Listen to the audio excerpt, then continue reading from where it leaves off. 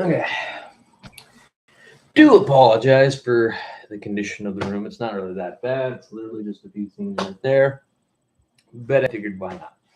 But before I get started, let me go ahead and grab one final little item here, because I was supposed to plug that up.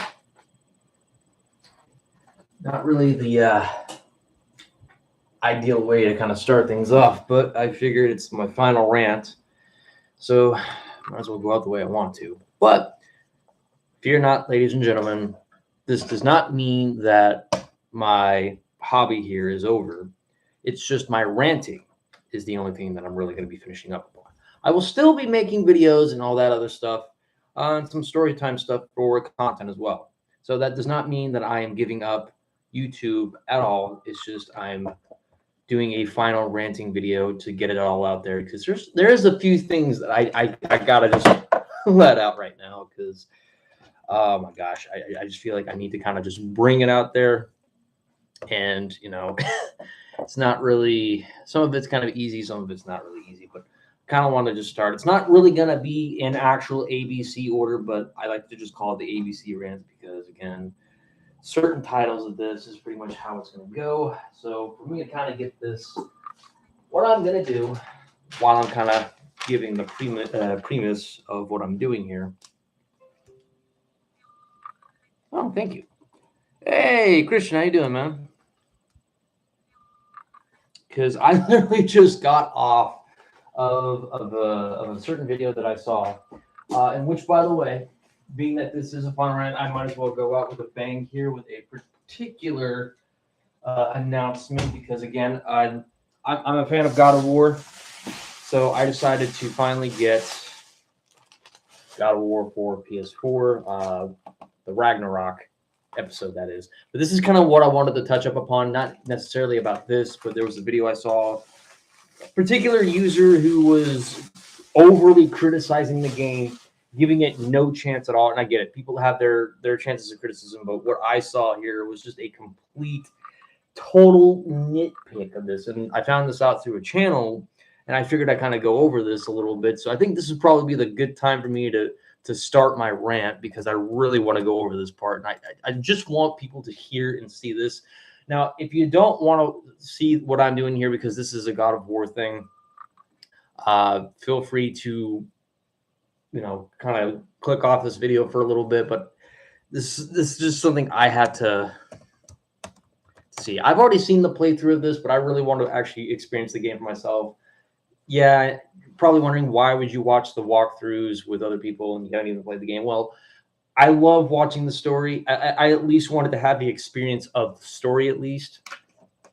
I mean, I can always experience the action gameplay. I'm probably going to play the game tomorrow, but I wanted to experience the story, and I experienced that with some of my favorite YouTubers that I watched, and I figured that would probably be, you know, an appropriate way to do it.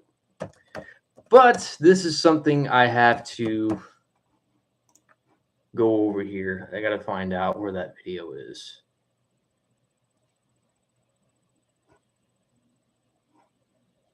Of course, there's other. Okay, you know what? Let me take a look at this real quick.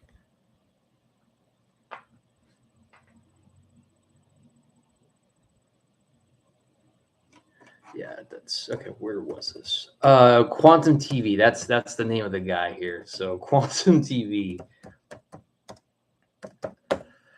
Okay, so this is how I'm going to start things off before I really kind of get into what I really want to talk about, because there are a lot of things that I should have discussed about when it came out, but unfortunately, I never touched upon those subjects. So I'm trying to get to those as soon as possible before it kind of gets really late. I just finished Turkey Tom's vid on Andy Dick. It's pretty dark.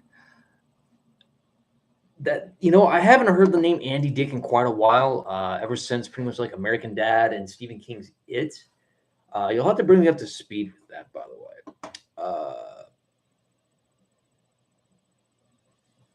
Okay, so Quantum TV, I know for a fact this is going to be so fucking asinine, but I've already seen this, but I'm going to recap a little bit of, or rewatch this and just have you listen to this, because you would have to hear this to believe this. So here we are with PS5 and the Samsung S95B Quantum Dot OLED, getting ready to play some Dad of War to show you guys what this TV is going to be capable of for you guys. So for all you gamers out there, this one's definitely for you. I don't know if I would say I'm excited. I've never really been a fan of the franchise, if I'm being honest, but I am curious to see maybe if any graphical improvements were made. I did see somewhere that they were saying that performance mode is going to be basically 1440-60, which is kind of unfortunate. But okay, so bear in mind that's the first thing that this guy talks about is I hope there's an improvement on the graphics. Okay, to put this into perspective, because ever since when I started playing games on the Super Nintendo 6, not the Super Nintendo 64, the Nintendo Entertainment System up to the N64, obviously expectations with games evolves over time, but graphics were not everything at this time. But as I have witnessed with pretty much the playthroughs of God of War Ragnarok, the graphics are pretty damn impressive. So I don't really see how people can really complain. Now, yes, I have seen maybe one or two errors or glitches in one area of the game, but you rarely even notice it to begin with. And I've seen this on one of my favorite YouTube channels. If you actually watch Jacksepticeye, by the way, he actually has a playthrough where there is actually a glitch where Kratos is holding his hand up. It's not a spoiler or anything. It's actually a glitch that happens in the game. It may not happen for everybody, but he actually keeps his arm up for like an entire sequence, which is kind of funny. But that's literally the only thing that I've actually seen that's been of a minor inconvenience. It's not even scratching the surface. It's a little tiny little error, which is not really a big deal. This guy is complaining about graphics. Bear in mind, by the way, he's going to be complaining about that, but the difference is he's playing on performance mode rather than the graphics mode. So you'll see an interesting contradiction into that. And just in case, this will also be copied and pasted right here as well. So what I'm going to do, I'm going to paste the link. Can I paste the link here? Yeah, I'm going to paste the link for that right there. And then what I'm going to do, if only Rockstar could release a remastered version of GTA 4. Oh, don't get me started on Rockstar right now. That's another area that's on my critique list because I know I've ranted about GTA Online so much right now, but there's so much I need to wrap around with Rockstar and just how they treated everything when it came to Grove Street games, when they did the remastered versions of Vice City, GTA 3, and San Andreas. I may have already touched up upon that, but that's pretty much just a minor aspect of something that I have just a huge grievance with.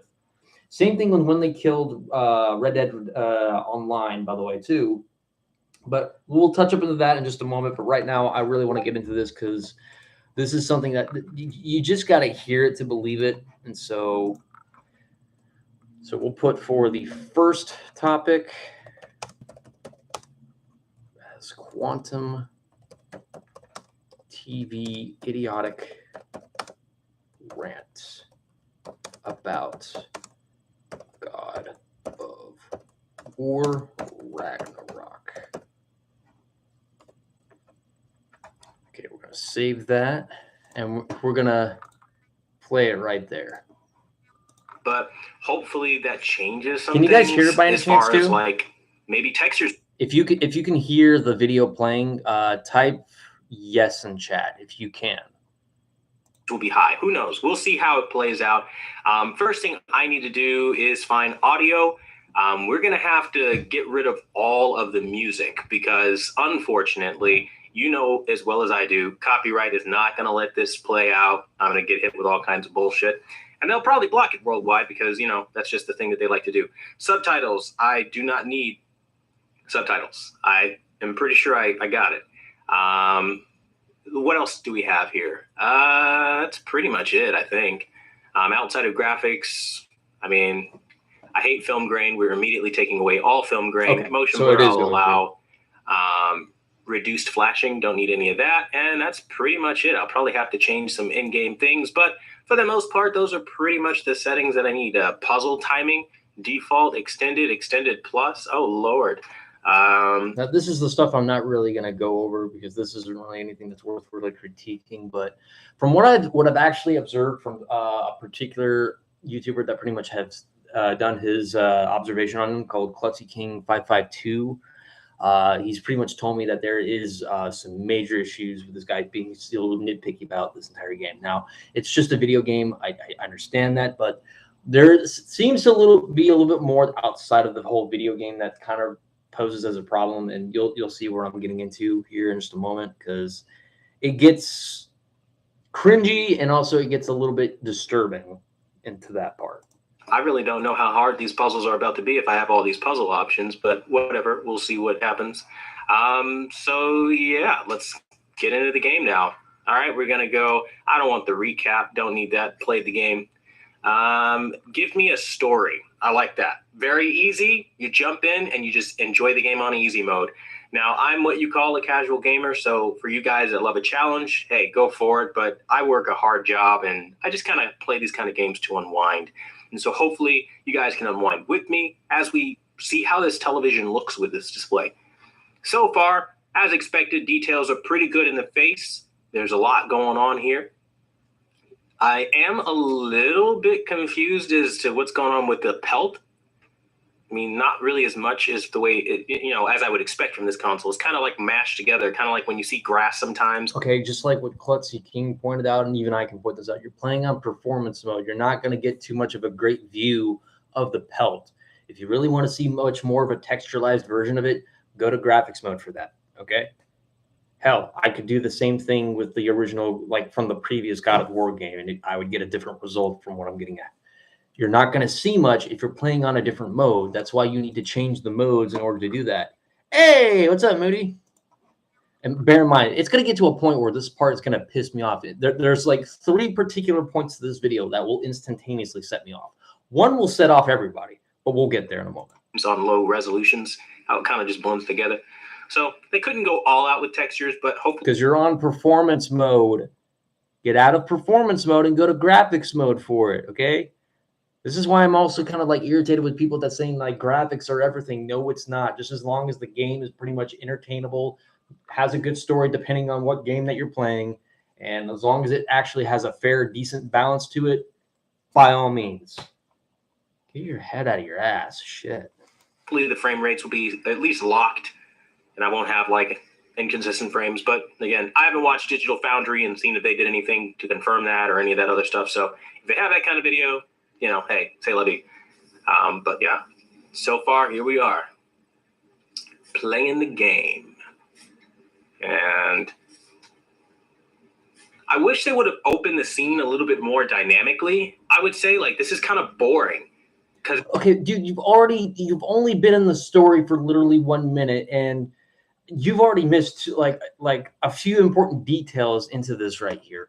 So the first part of the story, you just saw Kratos, the character himself, sitting down with pretty much a remorseful look in his eyes, looking at a satchel. I'm not trying to spoil. If you don't want spoilers, please hop off immediately so that way I don't spoil it for you from the last game, because there is a recap version for this. But there is a reason why that scene is starting off slow-paced, as you're noticing pretty much the reaction or pretty much the emotional state that Kratos is in. That's how they're building this story up. It's not like the previous God of War games where it's just instantaneously into action. There's reasons for this kind of progression in story, how it starts off a little slow. It's called context. There is context to why you're seeing that. You're seeing a different Kratos as opposed to the previous Kratoses from the other games. That's the thing called character development. That's something you need to learn here. He's saying like it's already boring when you've only been in this literally a minute and you haven't even, you don't even get it. That's what context is for. It's like he's just sitting by the fire. Gee, I wonder why. Like, that was like a good minute and a half of just him sitting by the fire. It's pretty lame. Also not a fan of like them hauling in their kill. That's not my thing. So literally, again, like a minute or 2 minutes, and he's already complaining about like 3 things that haven't even struck a big deal to people. Like 95% of people who have been playing this game didn't find this a big deal. And of course, it was in the trailer. So what did you expect? Why are you complaining about something so obvious in the game that was obviously in the trailer? Are you really that bored and that daft and that critical and overthinking? That word's a little loose around here, but are you really that nitpicky about something on here that you obviously knew was going to be in there from the trailer?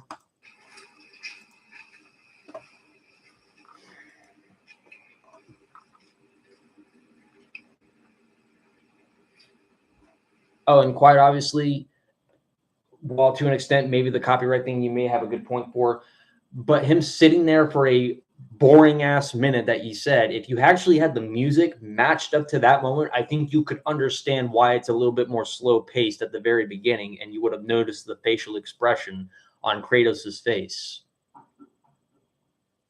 That's a good way to tell a story, to build it up. That way you can understand why it's like that. Really don't like that model of Atreus. They made him look so soft. He's supposed to be like some hardcore Viking, you know, he's supposed to be some badass. This is probably one of the same dudes that probably expects to actually be like on top of like Modern Warfare or Call of Duty or GTA Online. And yes, I'm going to get on Rockstar for a lot of shit, but this is probably one of those dudes that's probably like, he thinks he's like a hardcore badass on GTA Online. Now, a whole lot of people are very civil about giving their responses and their critique on this particular version, and I applaud them for that. I have been civil when I have critiqued people in the past and some bits here and there, but you know what? Being that this is my final rant, I don't give a shit. This guy's a fucking pathetic loser who has nothing better to do with his time than to just outlandishly critique something that hasn't even been about 5 minutes within the story, and already he's just complaining left and right here. This is what I don't get about people, because it's like it has to go their way, or otherwise this entire thing is just kaput to them. And it's just, you're not even giving it a chance. This is why some people don't feel confident in showing stories, because if this was like a book that someone's tried to present, and then you're going to tell them, oh yeah, well, I'm already seeing a bunch of issues here and there and there and there and there and there. How do you think they're going to feel about that? Not that I'm saying it's the same thing with the developers, but imagine like if the roles were reversed in that sense. Such is the times, I guess. That boy doesn't look like he's done work a day in his life.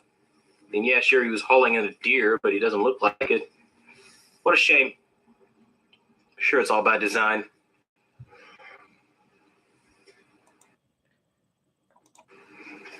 All right, can we get out of this cave? Yeah. Anytime. Anytime we're gonna get out of the cave. 4 minutes into this video, and you already sound like an asswipe. The dead body can't live without that. Lord knows we gotta have this helpless animal in our arms, and just why not? That's just how the story's opening up. All right.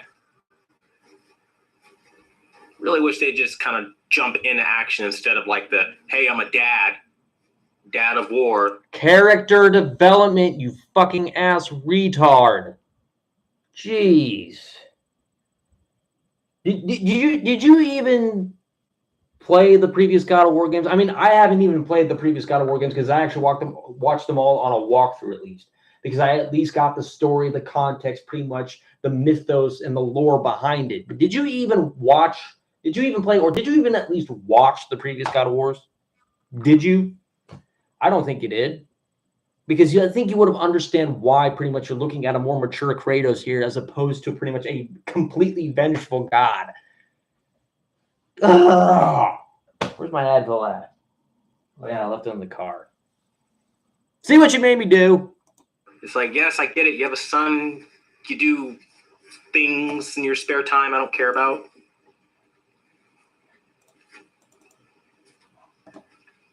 Again, if at any point this seems overly critical, I'm just watching this for the first time, kind of giving commentary and showing this TV and kind of giving the play-by-play, if you will.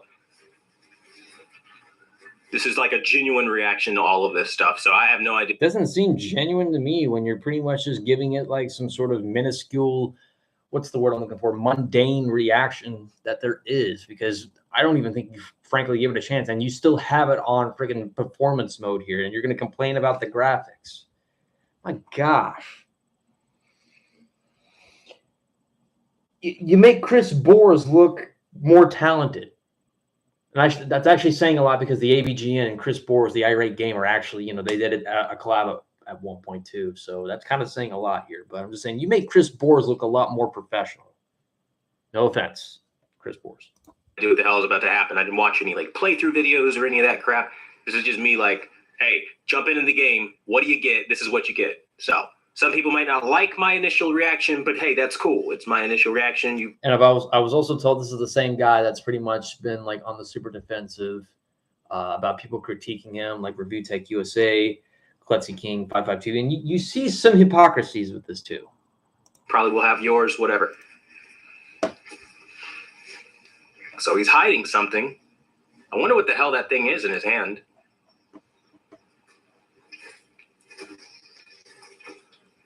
Gotta tell you, I'm really not impressed graphically so far. Performance mode? Are you kidding me?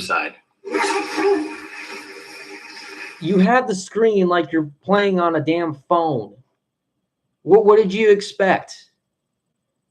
You want to see something? I got a TV. I mean, maybe you're playing on a TV, but again, when you're playing something on performance mode, it's going to make it look like you're playing on a cell phone. Or if you're playing it on some sort of old school handheld console. Again, what would you expect? Anything more?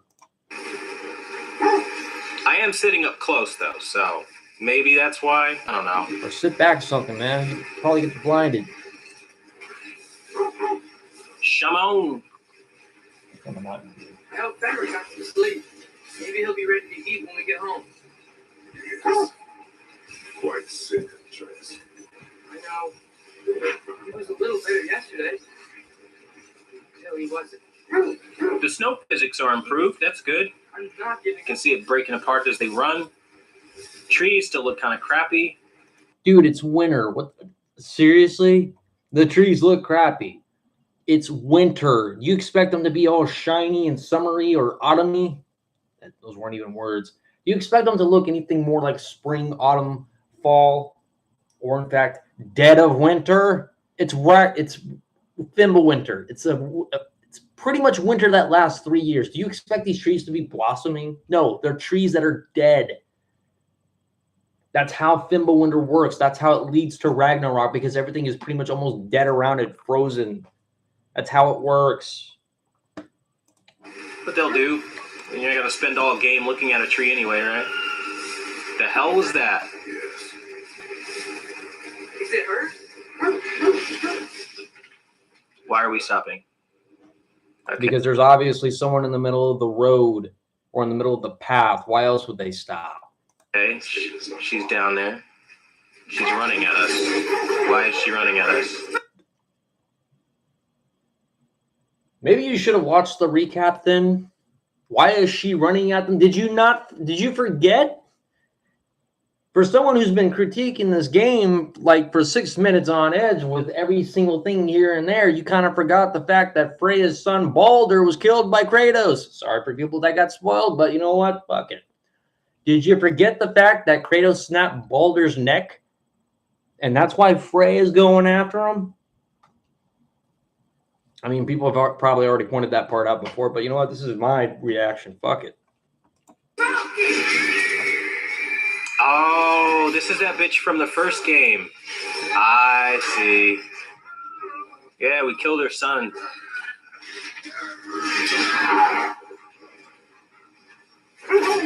We just like throw her off the mountain?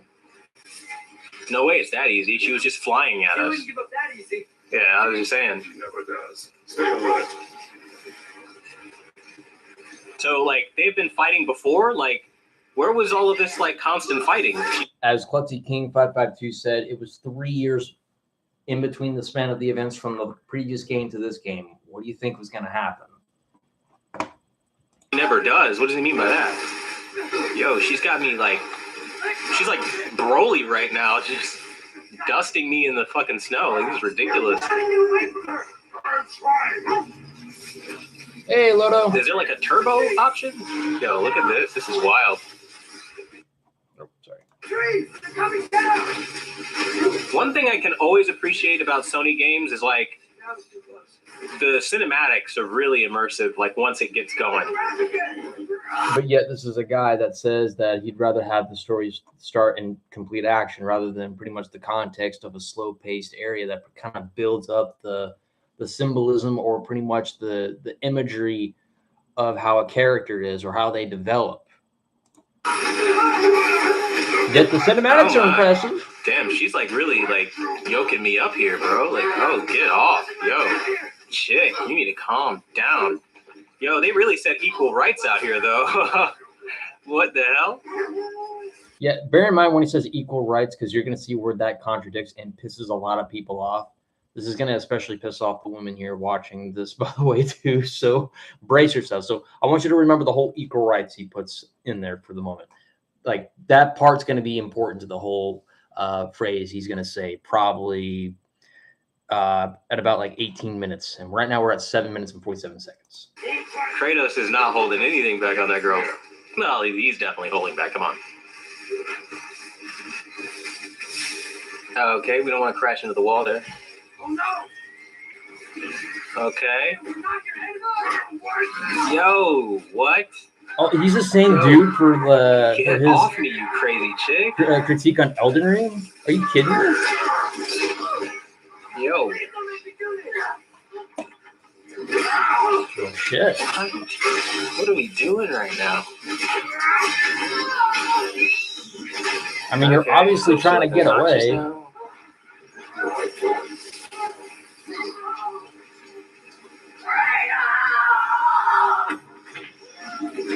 What happened to the mountain?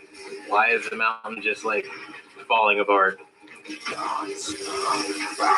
I miss something? Like, did something happen? Done. Beautiful tree right there. We're through, Steve. We made it. Barely. Tickle TV. It's Quantum TV, yeah. Oh yeah, no, I'm giving a harsh critique. I'm actually criticizing a lot of things. I'm actually going to be ranting about a lot of things. But Quantum TV is on my radar now. But it's my final rant. So if he ends up replying to this, fuck him. I'm hoping she'll let it go. You saved her life. I killed her son. There is no letting that go. Well, as long as you know that much, Kratos. You can't just kill somebody's kid and expect to walk away unscathed. So, Well, no shit. in her defense, I mean, yeah, We did bring on Fimbulwoods. you've adopted her as an enemy for life. So, That day. Think it's ever gonna get better?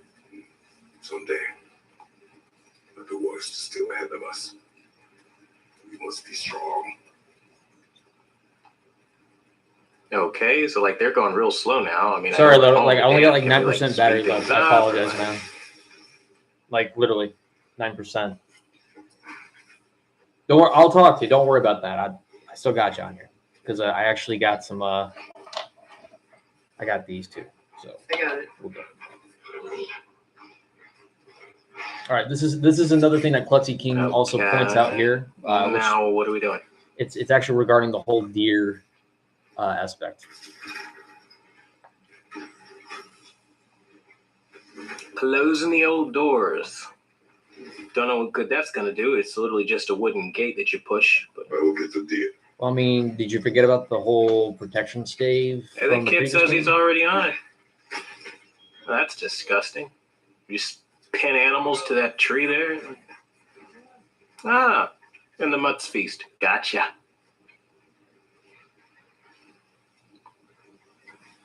Boy, they really don't like deer, do they? Like, I remember in the first game you had to kill deer, and this game you have to kill deer. We get it. You don't like deer. I mean, No, that's not the premise of that. They don't hate deer. Did you not understand pretty much the context from the previous game too, when pretty much Trace's mother's ashes were pretty much being burnt up and he was sent to pretty much challenged with hunting the deer?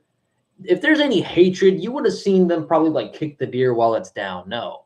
There was an emotional bonding moment between a father and a son when sticking a knife in the deer to kind of much prove that he may have been ready to pretty much go on a journey. But yet somehow there was symbolism involved in that. I think that's one thing that you really kind of missed the whole entire mark on when it came to that point, because again, it's something so hard for a little kid to do, and his own father actually had to help him with it. There's symbolism behind that. Kind of like how there's symbolism with this. But again, this is more like a survival thing than it is from actually disliking or hatred of deer.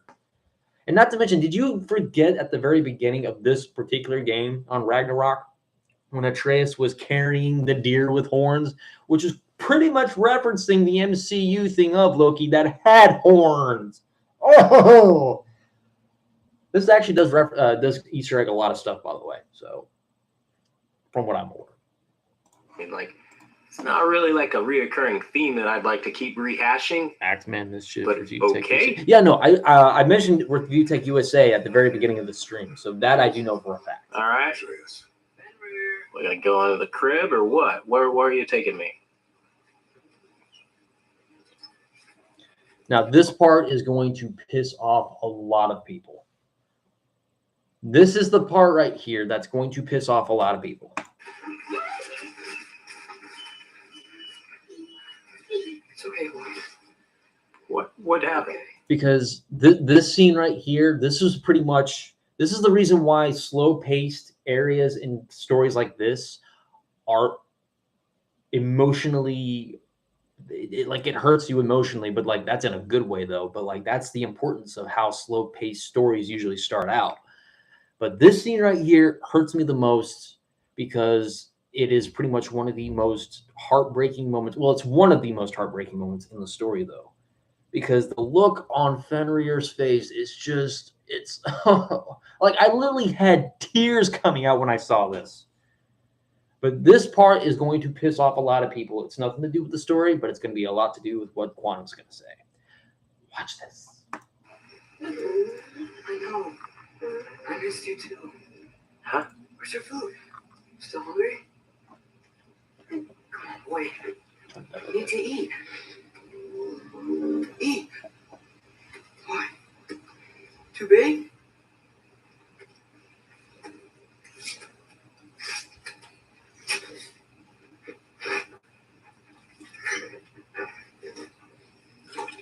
There you go. Good boy.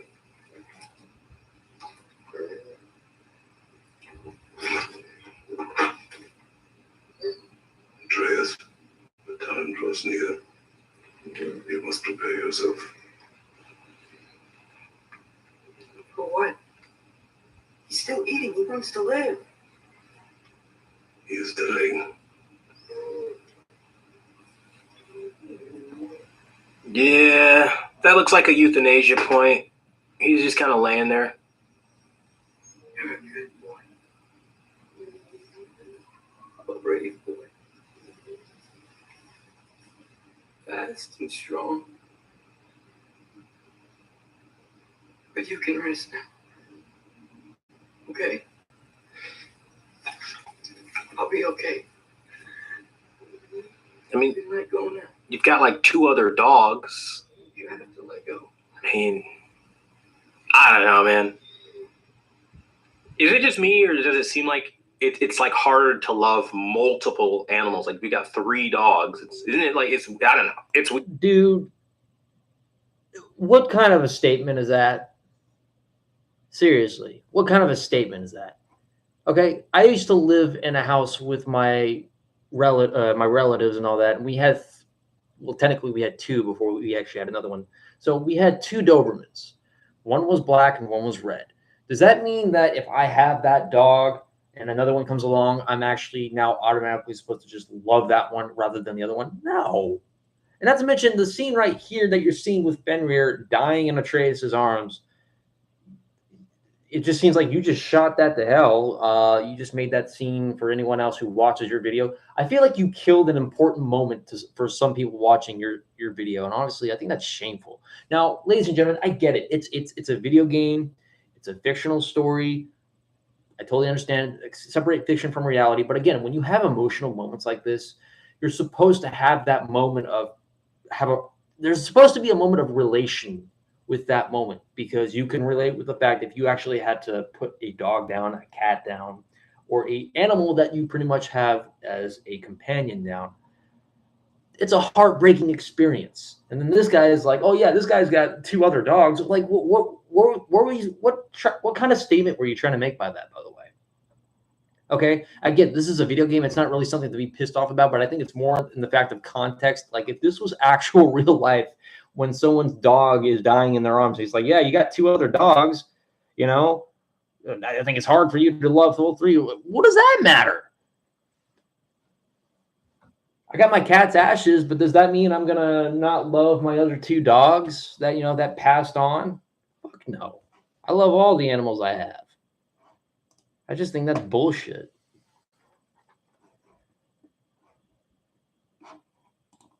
Oh no, trust me, it's gonna get worse. There's 2 other things that make this worse. Weird. Like I have to have no more than like maybe 2, maybe 3 is a bit pushing it for me. I don't know. If owning them is a limitation, that's one thing, but loving them shouldn't be a limitation at all. There's nothing about that where your love for animals has to be limited by a quantity of how many that you own. There has been no law, no rule, and nothing in any scientific book, gospel, what have you, that says that you cannot love more than one animal. That being said, personal thing here, just reacting to the game. in kind of a mundane way. So, What is he saying? I don't know what that means. Is that a spell? Is that Russian?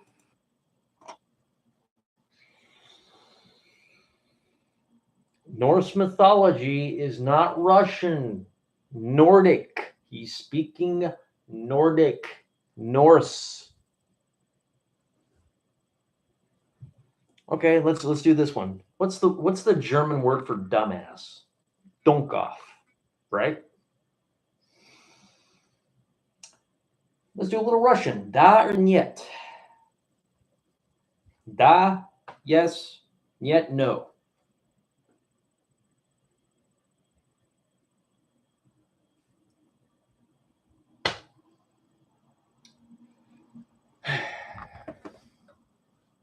Russian, like, how do I say this?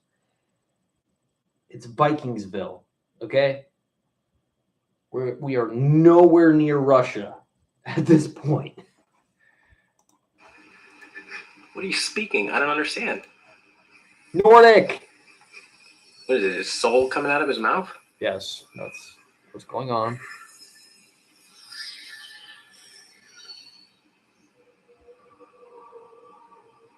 Or you just like go to doggy heaven?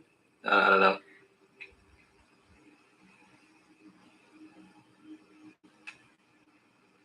Come. We train. what?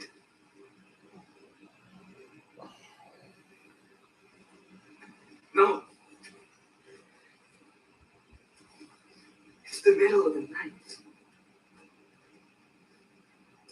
Night does not stop our enemy. And being that this is on performance mode, by the way, I can barely see like the other half of Kratos, and I can barely see Fenrir. So again, if this was on graphics mode, you would see a whole lot more of this. So this guy has no room to complain about graphics if he has his mode changed to this. Please. Why? What for? Training is all we ever do, ever. This is the power not of enough. slow pace and We stories. can't hide forever.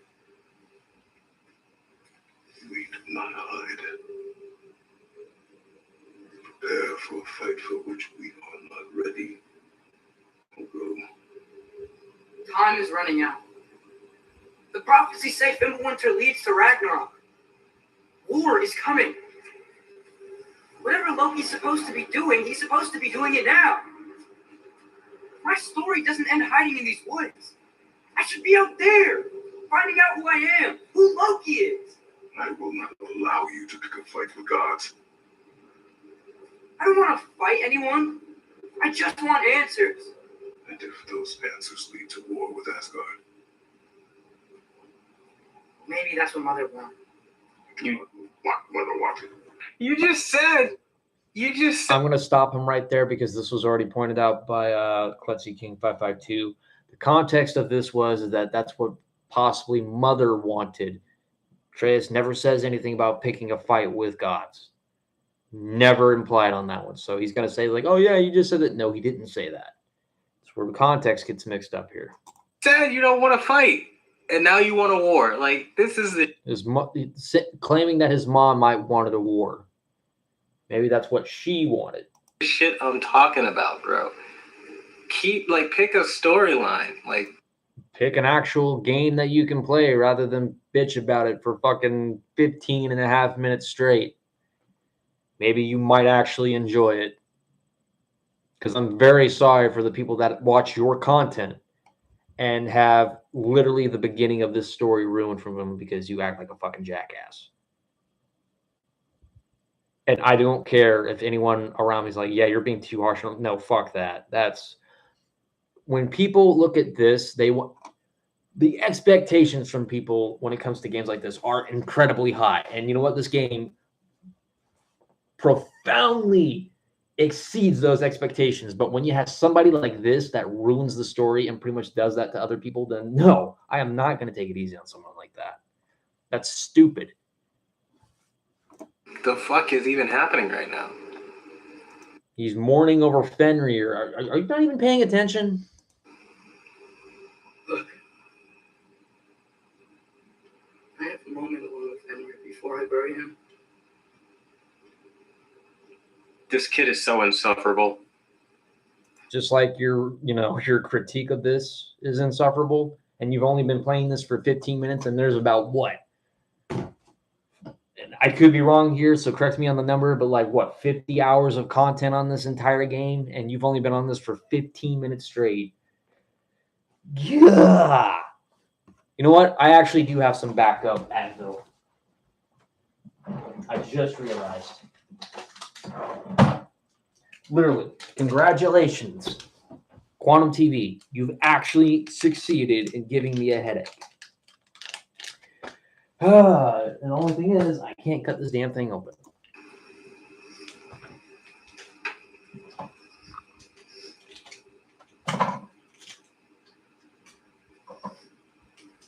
Did he not just grow up killing a bunch of innocent animals his entire life, hauling in the car? Oh, don't give me that PETA vegan bullshit, okay? This is also at a time way before all that crap, too. So don't give me that sort of mentality. And this also goes to any vegans out there. You know who you are, by the way. Don't give me that again, I'm going to fucking rant about everything. This even goes to vegans, too. I don't want to hear that fucking piss-poor attitude where you lecture to me about how killing animals and I feed the industry and all that other shit. Okay, well, bullshit. Ever since I was a kid, I started eating meat. I don't give a fuck about what your views are. If you actually want to be something more saving the environment, by all means. But again, Klutzy Kings even pointed this out too, so I'm going to point it out to you in the more harsher way. Plants are also living things. You kill plants too in order to eat them. It's the same exact process of killing an animal, okay? Even though the animal has a little bit more of a conscience from a plant that's living, still same exact concept, okay? Let me do this. Just... Ugh. Carcass of some deer in the opening of the story, and I'm supposed to cry because his wolf finally got old and died. Why should I care? I'm sorry, that is not somebody I'm... Survival is pretty much kind of the concept of what's going on here. Why else do you think that they're also pretty much having a protection stave around the entire area where they live? Why else would they hunt for deer? They have to have food somehow. They can't just eat shit off the ground. They can't just eat snow. What do you expect them to do? Not to mention it's Fimbulwinter, 3 years of winter. What do you think they're going to do with 3 years of winter? How else are they going to get food in a barren wasteland full of snow and blizzardy Arctic winter temperatures?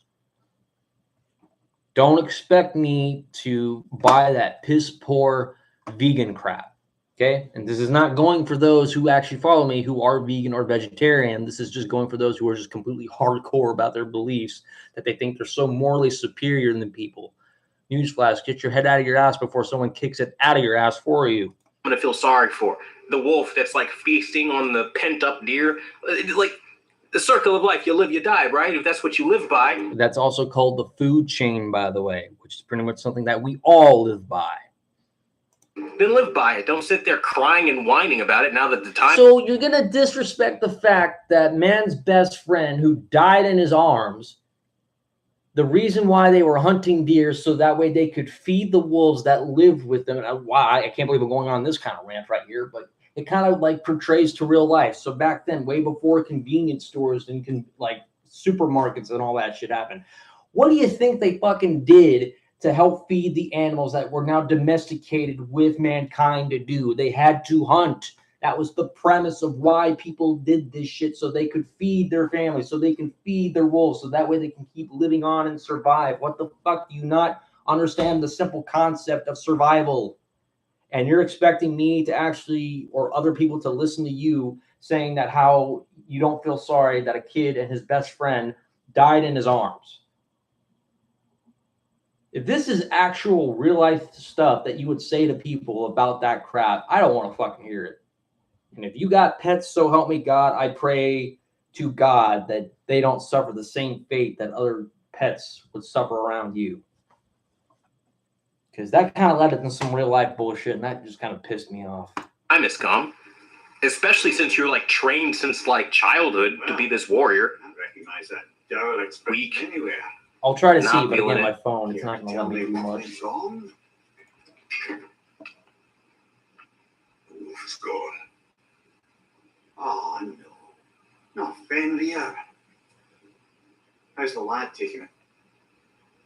And also about like a lot of people who have seen the scene of Fenrir passing away in Atreus' arms. Everyone's been crying about that. Like I mean that in a very sincere, emotional way. So I don't want to hear another word from Quantum TV about that. But well, he goes to bury him. Yes, it's so slow. Damn it. Dude, what do you think this is? The Super Nintendo Entertainment System? Don't get me wrong, I love that. It's like one of my favorite consoles, but what do you expect? You just instantaneously put in a game and all of a sudden, bam, you're straight to the action? No. It's the reason why it's slow paced for a reason. It's because they want to tell a story while you're playing a game. And if this is how you act like here, if you haven't even played the Metal Gear Solid games, you're going to be so severely disappointed. But that's if you already played them. Honestly, no. If you want a game that actually has a long ass story to it, play Metal Gear Solid then. All right, brother. Good night then. This is probably one of the most boring stories I've ever seen in a PlayStation game. Like, it's so slow. Do I really need the backstory of, oh, the boy's dog died? What next, man? That's part of the main story, Jagoff. And yes, that context is most likely important because, again, there's probably some context to why that happened. And maybe, I don't know. I don't know for a fact. I'm not going to say anything to people, but it might serve as an important aspect to the future of it. I mean, you never know. You've only played about 23 minutes of this, so how would you know? Like, I mean, we already had Kratos. I mean, this is turning to a full-ass country song. My wife died. Fucking, you know, the world's out to get me. Boy's dog died. Like, fucking give it a break. Like, But okay, then what was the point of them making the game then? You're just expecting complete action.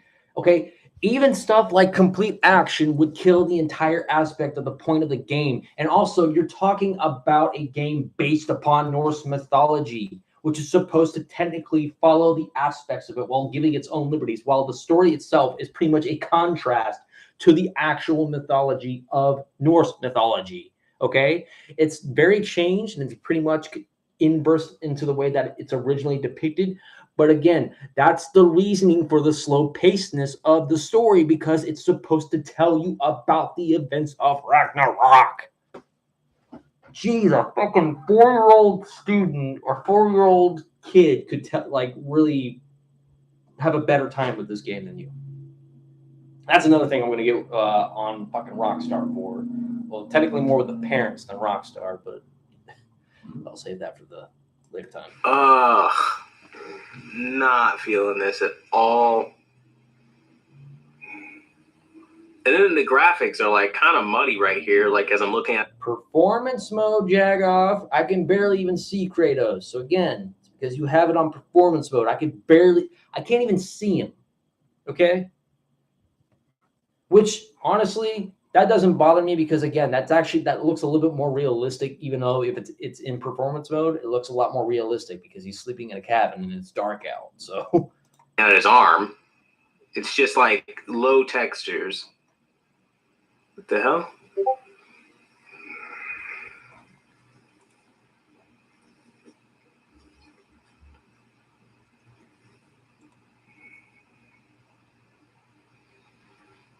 Now it's daytime? What just happened? he fell asleep. He's laying in bed and then what?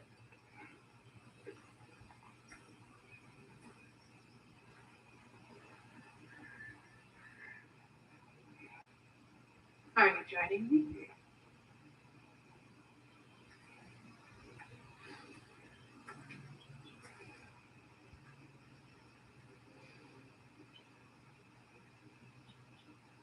Oh, okay, I guess we're walking now. Are you ready? He's having some sort of Walk lucid until dream. Amir himself sits atop your shoulders. This is your aunt. I will follow. Very well, Greens. This literally looks and feels like the last game visually. Well, Not impressed. you're pretty much in the previous game from before. Well, you're in the previous spot from the previous game. Am I to decipher your grunting? Tell me your thoughts. We are the predator. A wolf. Yes. Predators kill. It is the natural order of things. Exactly the point of what the whole entire thing was, by the way, Quantum TV. The words are misguided. Meanwhile, when the wolf dies, you cry for him? Like, I don't understand. But my gosh, are you seriously going to do that vegan crap again? Or at least your kid does. I don't know. Approach slowly. It's okay. Natural order of things, all right. We want to help. Don't we? No, I don't want to. No, don't! Come on. The sick wolf we found beyond our stage. He found his way inside. As I said he would. He should have acted. This is so lame. Inside. Now it is. The problem doesn't have to reach our doorstep for it to be our responsibility. Are you lecturing me? If we have the power to limit the harm of Oh, lives, shut up. Can I, like, walk away? who are we? My gosh, do you not give any of these characters any chance? I mean, again, this is a character you didn't even get to see in the previous game, and pretty much you're seeing exactly how the way the characters are because of this one or technically you're seeing how Kratos is because of this character. What the fuck? You're not even giving the story a chance. You're not giving characters a chance. You just want action. That's a problem, okay? If you want action, if you just want to do action games, go straight to a fucking GTA game. Go straight to a GTA 3, Vice City, San Andreas game, whatever. If you want action, go to that game, okay? If you don't want to deal with the story on that, then don't play this, okay? Don't ruin shit for other people because you're gonna nitpick about everything. This makes you look like an absolute toolbox. It makes you look like a loser. It makes you look like a fucking asshole. It makes you look like a dumbass prick who has nothing better to do with his life than to critique something that he has little to zero understanding about in terms of story, mythology, character development, and the fact of playing graphics that really honestly shouldn't even matter. I'm tired of being nice, so that's going to be for you. I'm so sorry, but for my guys watching, but I'm just tired of being nice because I had to see mediocre, stupid ass shit like this, and people think that I'm being overly critical or harsh. Fuck that.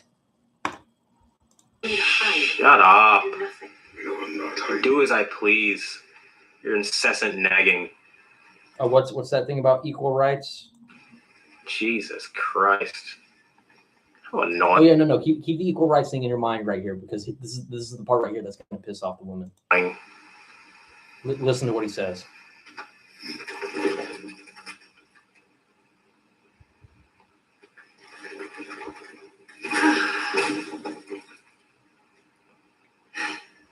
Gonna make me pick that one up? Yo, I'm not digging her attitude right now. Like, at all. Good boy. Bro, she needs a fist to the mouth, like, straight up. Did you guys hear that? Quote again, a fist to the mouth. Domestic abuse. Now, ladies and gentlemen, like before he get like if he gets into the subject of cancel culture, this isn't about cancel culture. I don't believe in that shit. But that shit right there, that's just fucking unacceptable. Well, let me at least give it a try though.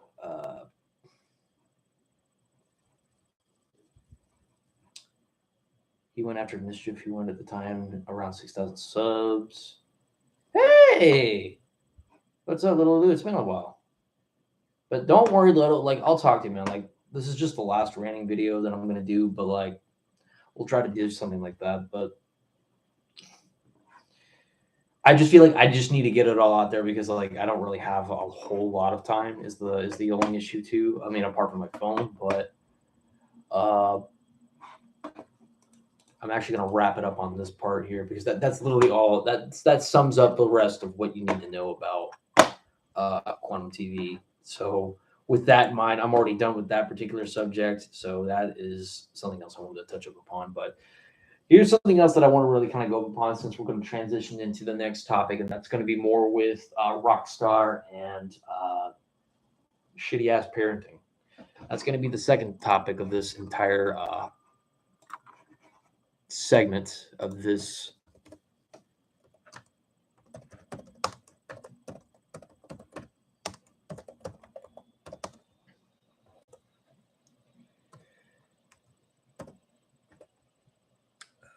let's do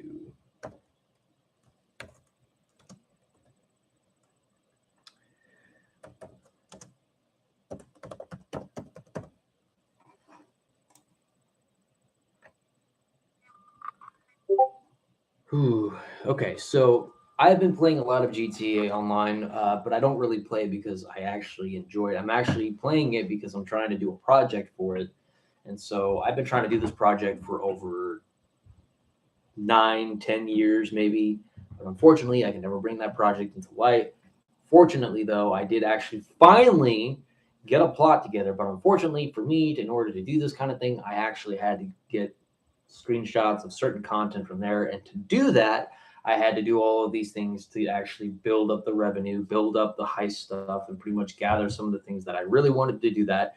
And to even do that, I still continuously had to deal with people in public sessions because you get bonuses when you sell a certain product online, and it's a lot faster that way. It's like, I'm not going to do something in solo when I can actually just try to at least get a lot more done. And yes, here and there, I've been able to sell stuff in a solo session and make a lot more money, but then you have to deal with the assholes and the sparrows, the oppressors, tanks, hydrojets, and you keep hearing all that. And of course, when people say about chat, when you hear people like constantly talk and just say all stupid stuff, you can always mute them and all, but the reason why I have the chat thing on is so that way I can monitor exactly if somebody is planning to come after me. That's usually what I have that on for. So I can actually have my own kind of visual and audio surveillance of who's going to do what. So, and we'll get into the whole Red Dead Redemption 2 or Red Dead Online, by the way, because that's another thing I'm really pissed off about. But because they've overhyped GTA Online so damn much, honestly. And like I used to side with Rockstar and be like, okay, you know what? I think we're being a little too harsh on the company. You know, they're doing good things, and I do believe that they're coming out with greater updates. But a lot of the updates that I've seen, I feel like are just pushing the boundaries into like Saints Row territory, and it's very uncalled for. And I just don't feel like that sort of content really belongs in that sort of area, which is why I'm trying to at least transition over to something called 5N, which is pretty much the exact same thing of GTA Online.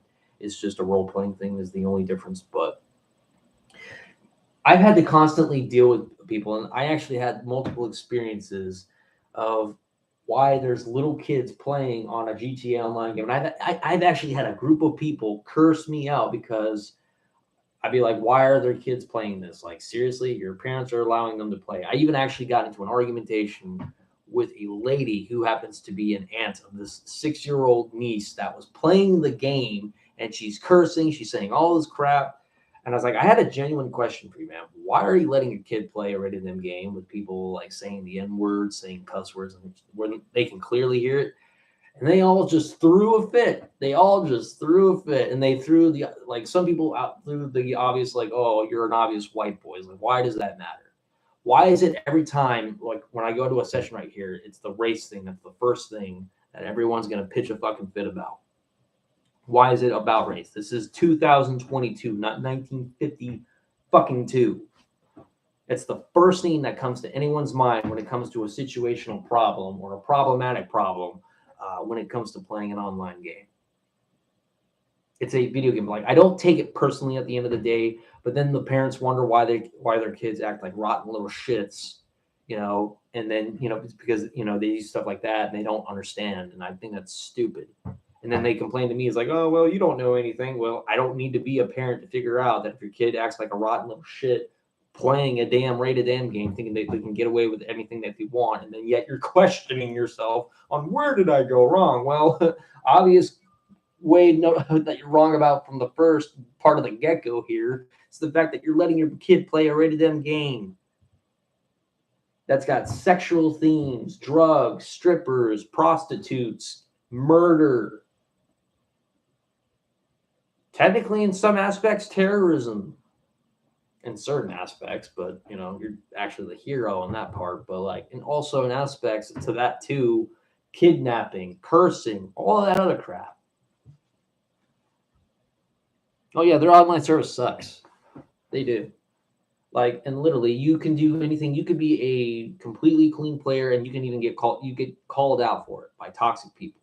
And I think that sucks. And it makes you feel like you're an absolute piece of garbage because you're just trying to mind your own business, doing what you need to do so that way you can actually get what you need for a project and put it on here. But you can't because you got to deal with assholes that got nothing better to do with their time and to make you feel like garbage and shit. And they always want to be like, you're trash, bro, yada, yada, yada. But again, personally, I don't take it personally at the end of the day. It's just, yeah, it's frustrating. But if I did not need this for this project, I would not be playing GTA Online. That's like the only reason why I'm playing it. So that way I can get what I need. But and then it brings me to the whole Red Dead Online area. Like, that was one aspect they could have been making a whole lot of money on. They've also been neglecting certain users, I believe, that were playing from, like, what? There like certain Google accounts, I believe, that they were playing from. And now they can't get those accounts back because Rockstar just refused to just have their accounts transferred over to maybe PS4 or something like that, so that way they don't lose it and they lose everything now. And now they're just going to keep pushing all this other stuff. And yeah, they pushed all that aside for GTA Online. They put so much overhype in a game that came out in 2012 and eventually like a year later for online, which again, it was reaching a pinnacle peak and good for it. But now it's to a point where you put so much where it's all going downhill. And I think that's completely absurd. And the fact of the matter is that not only has this company also bullied and intimidated Grove Street Games, doing a remastered version. And this is something else I'm really severely pissed off with, which I'm glad it's finally taken care of now, but like it really took them this long to do, which was the whole car glitch area where you could put cars in a garage in San Andreas and then it vanishes when you come back like later on. And that's completely stupid. But it brings me to another aspect, which kind of brings me back to GTA Online. And I'm going to hear possibly some complaints of like, well, why are you complaining now? You can always play in solo session and you can finally sell all your shit, which I've already brought up one particular aspect of that. But the problem is, the fact is that it took them, 8, 9, 10 years to finally implement that in there. It took them that long to do. They could have saved so much trouble with their reputation if they would have just did that. Why else would they release GTA 5 so many times, just like they released Bethesda, released Skyrim? This is just video game companies, and I'm so sick of that and the microtransactions, which I have not bought a single shark card since. I used to fall victim to that crap. I don't do that shit anymore because you know what? I kind of realized, to me, like personally, in my perspective, I think that's just a fucking scam. That's like a pay to progress kind of crap. Exactly. So it's just one of those things I don't endorse. Like, if you want to play GTA Online and if you want to have a good time and just rack up money, while it may take a little while, I would just prefer playing solo sessions. Do not deal with toxic people. That's just my recommendation. Because you will, I mean, you can always turn the chat off, but like if you have chat on, just so that way you can, you know, figure out who might be doing what, or figure out where people might actually be or whatnot. You will be hearing a lot of shit talk from that. So just stuff like that just does not seem to help. But now that I'm pushed out of that, I'm actually going to transition now into my third topic of this discussion. And this is something that I really should have touched up upon. This is going to be the Gen Z topic. The Metallica cancellation. Now, I never brushed up about this.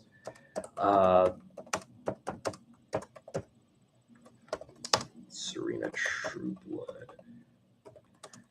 Now, this is around the time where I was actually so built up, and I still have a lot of Eddie Munson hype. Like that's not gonna die down every time so soon. But like I've learned to kind of like, you know, level myself a bit to that point. But around me, I've noticed that there's some hypocrisies about people like overly talking about something, and they've called me out for overhyping something. Because the difference between me getting so overhyped is that I feel like it's a positivity to my life, as opposed to someone talking about a particular figure that kind of like is just a complete ass.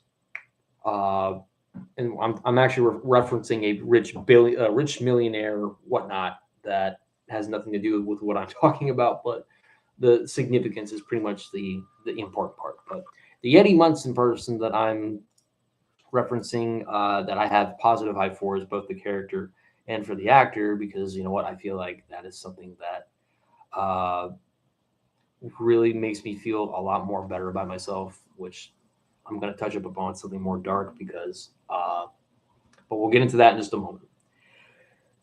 But this is where I have to call out the Gen Zers right here. Who watch the angry complaints coming already? But no, ladies and gentlemen, this does not go to every single Gen Zer. This is basically just a certain group. When you talk about a certain group, one particular rule that you never ever want to break is that you never ever want to generalize an entire generation. I don't do that with boomers. I don't do that with Gen X. I certainly don't do it with us quote unquote millennials, because I hate the term millennial. If anything, we actually should have been called Gen Z instead of millennial, because the millennial thing would have made a lot more sense at the start of 2000, and Gen Z would have made a lot more sense because we would have been the last of the edge towards 2000. I think that would have made more sense. So we got screwed over on that one. So, all fairness. But my initial issue with a lot of Gen Zers, not all, is that as opposed to a lot of millennials, I've actually noticed that, I know Gen Y, it's a weird thing, but I've noticed a lot of Gen Zers get easily offended over crap that never needs to be like something that's really taken as offensive. And a primary example of that, obviously, is Serena Trueblood, who pretty much made the biggest mistake on her little TikTok thing, which I don't recommend TikTok, by the way. She decided to actually make this problematic series over my favorite band in the entire world for things that they did in the past. For example, like James Hetfield holding 2 fortune cookies. Do you know Kung Fu? Which is one of my favorite things that I've actually discovered from James Hetfield, my #1 hero, by the way, in which I have seen Asian people laugh their asses off on that crap. Okay, so I don't get why all of a sudden, about 20 or 30 years later, people are now getting offended by something that happened way long ago. It's the same kind of generation that's also going to get so overly offended by Speedy Gonzalez from Cartoon Network. Now, the whole Pepe Le Pew thing I can sort of understand, but like Speedy Gonzalez, I mean, Gabriel Iglesias already pointed this out. Gabriel Iglesias, who actually proudly voiced Speedy Gonzalez in Space Jam 2. Speedy Gonzalez, I don't really find the character offensive at all. As a matter of fact, you're looking at a cartoon character, pretty much a Mexican cartoon character, pretty much who takes pride in who he is in a very positive way. okay, who puts laughter on people's faces. I actually like the character. I enjoy the character. I don't find anything stereotypical about the character. I found a character who's full of energy, full of positivity, and full of confidence. That's a good thing about Speedy Gonzalez. And that's something that I'm really glad that Gabriel Iglesias himself actually brought it to that attention. So that being the example, but I want to scoot back over to Serena for a bit because she does not get off scot-free from this. Getting offended for people who aren't offended. But she kind of goes on how the whole entire, there was like an image of James Hetfield and Lars Ulrich doing the swastika thing, by the way. Oh, yeah, I did it. Oh, people are going to get offended. Okay, because guess what?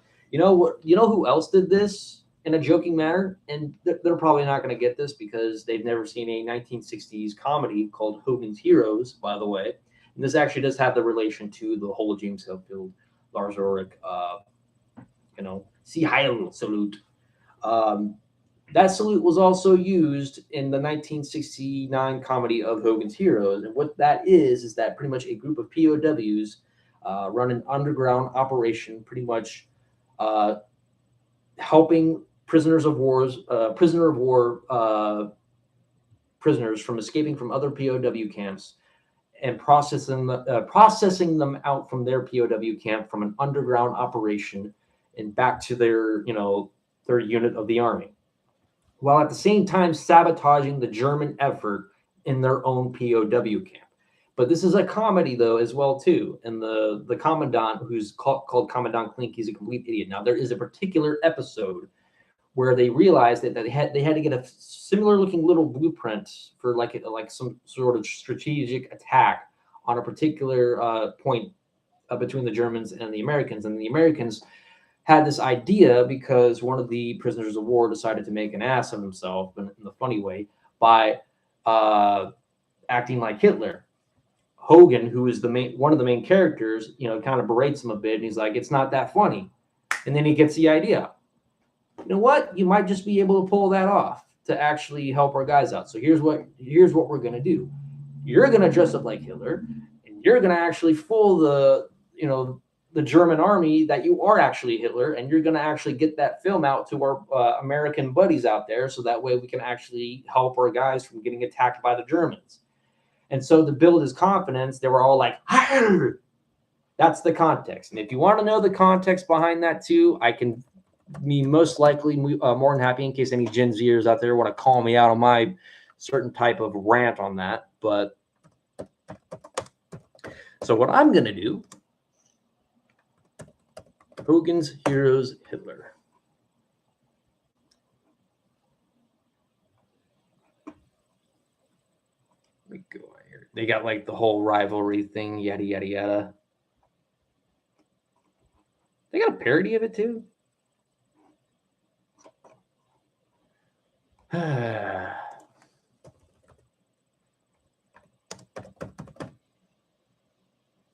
Carter Hitler.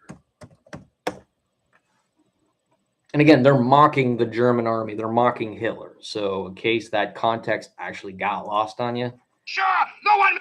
Okay, so here is the thing right here. Actually, I want to bring my camera right here. I want to actually show this so that way I have the Genz'ers taking a look at this, by the way.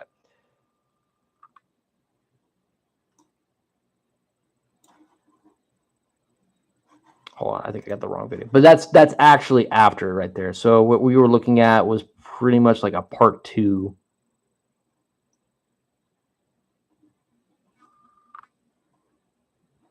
So it's actually around this scene right here.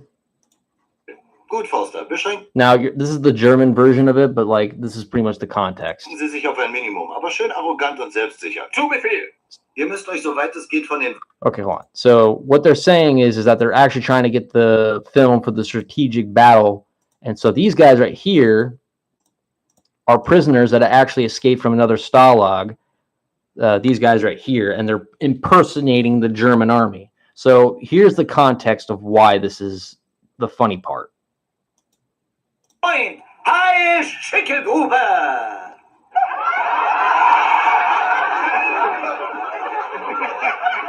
1969, by the way, people.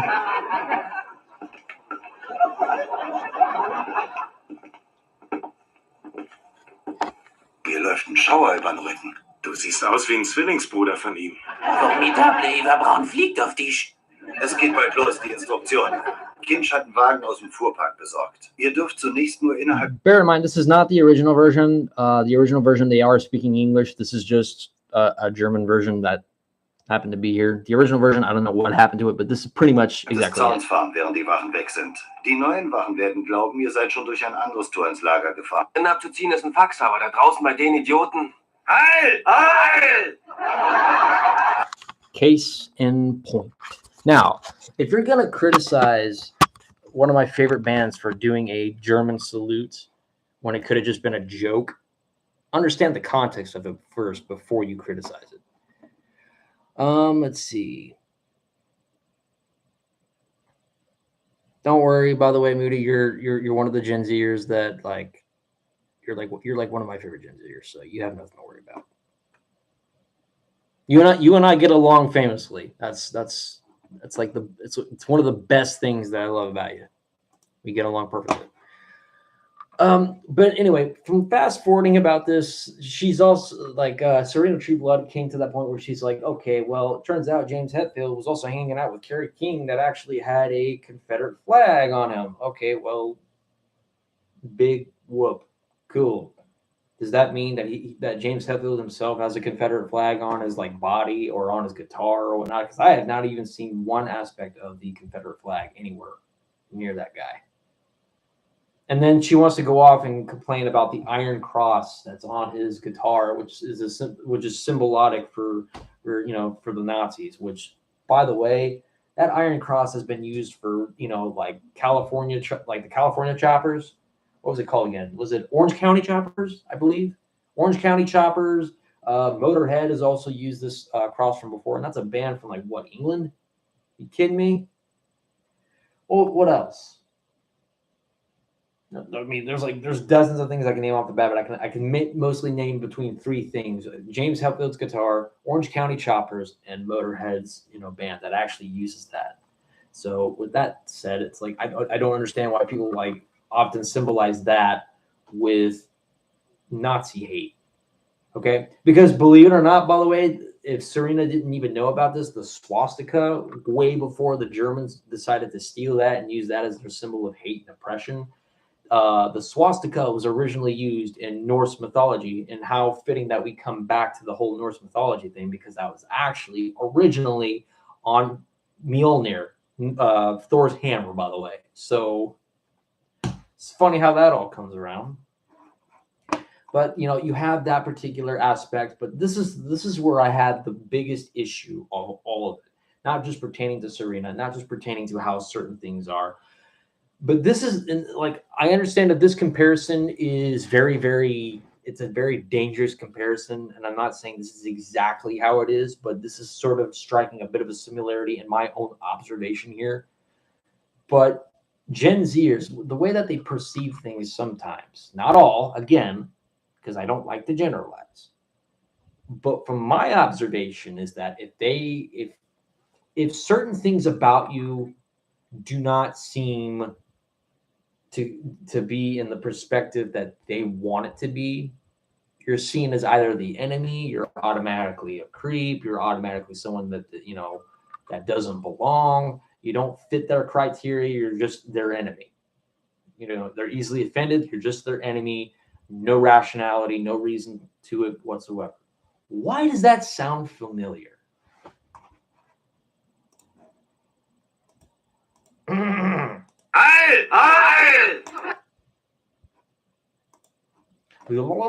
Why does that sound familiar?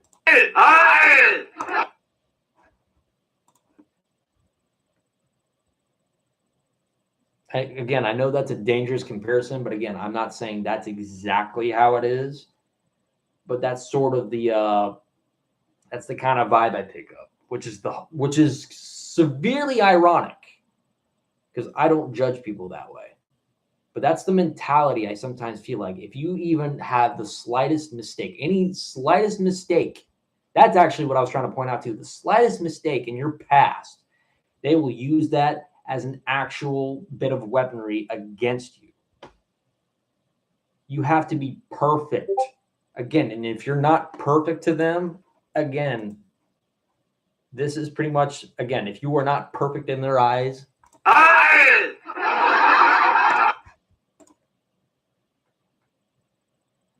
mean, people jumped Count Dankula for his little Nazi pug thing. And I want to just clarify for this for the record. I hate racism. I hate anti-Semitism. I hate hatred itself, okay? But there's a difference between a joke and what's actually absolutely offensive, okay? A lot of things have covered this. A lot. You had things like Family Guy, South Park. You have the Hogan's Hero Show that I pretty much just played for you right here. James Hetfield and Lawrence Ulrich doing that, it was a joke. It's not like they actually do it, and there hasn't been really any proof of racism whatsoever. Okay? Let's see. Only the United States do idiots like this, exactly. And it does. It's the sad thing. I've had people dogpile me because it's like, yeah, you realize I'm a Gen Z, okay? Well, am I pertaining to you? No. I don't think all people are like this, okay? Just like I don't think like every Gen Xer or Boomer, thinks like, oh yeah, well, you need to think the way that I do. No, not everyone's like that. But at the same time, I just feel like this is the sort of shit that kind of goes on, and it is irritating. And you know what? I just wish we could all get along because, I've always talked about how the whole Eddie Munson topic is actually, and the whole Eddie Munson and Metallica thing has brought like Gen Zs and, other people together because of Metallica's Master of Puppets, like revamped the hype for everybody. And I think that was a good thing. We kind of broke down a barrier, between generations. And I think that was a tremendously wonderful thing. But then you get Serena Trueblood and some of these Gen Zers that want to come along and ruin it for everybody else, saying, no, these guys are actually bad. We need to cancel them out. And this whole cancellation crap just doesn't sit well with me. Okay, this is the reason why I like to curse. This is the reason why I like to stick this right here to Google and YouTube's face, because anything that I say or do is considered offensive. I can't say the F word. I can't say the C word, but you know what? I'm just going to say it. Fuck, cunt, bitch, ass, dick, pussy. You know why? Because people like George Carlin, they got the balls to say what they want to say. But you know what? I'm going to say it right here, and I don't care if I actually get demonetized for it, because I'm so sick of playing by these so-called rules that cater to the masses that actually don't like being offended all the damn time. Hell, I even had like trans people get so offended because I accidentally called somebody sir when I actually was supposed to call him ma'am. I mean, it's like, it's sir. It's like, okay, well, dude. Because if it wasn't for the fact that I was working, I would have just straight up went Bill Burr on their ass. I would have been, instead of like, okay, well, I apologize to motherfucker. Do you think I actually give a shit about what the fuck you are? Okay. But it would have been in the other sense. I would have just said, shut the fuck up. Okay. Unless I see something on an actual certificate or know for an absolute fact that you have been biologically turned into a woman, I am not going to buy any of that fucking crap. Okay, I'm so fucking sick of this narrative where I have to just pretend that this person is a woman or this person is actually a man. No, I don't play that way. I see you for what you are and what you biologically are. And I don't care if people get offended by that, because I'm not here to play by the rules by someone else's emotions. I go by actual biological facts, okay? I'm not going to sit here with a predisposition to say that this person just identifies as this person when they're actually the way that they are. If you were born with a penis, you are a man. If you were born with a vagina, you are a woman. Now, I do respect the fact that people do, if someone wants to transition into a woman, if someone wants to transition to a man, fine. I've got no deal with that.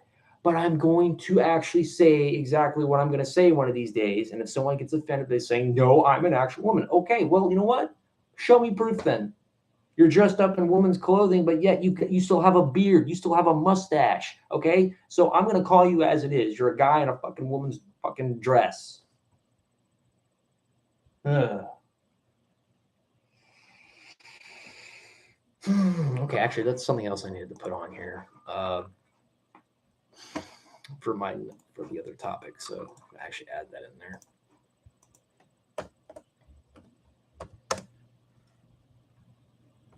I'll just call it gender dysphoria.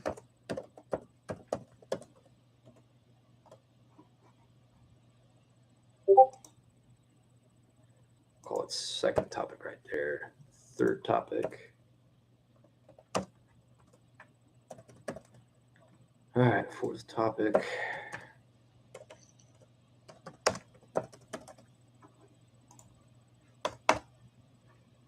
All right. So fifth one, I'm going to really kind of touch up upon this one. I mean, to a certain extent, I do agree with some of Ben Shapiro's. To some extent, I agree with some of his views, but there are certain things that even I would have to call Shapiro out. The Batman, for example, was definitely one of them. I definitely called him out for because I feel like he really misunderstood the concept of what the actual movie was about. But we won't get into there because that's not really anything for me to rant about because I've already done that, to be honest.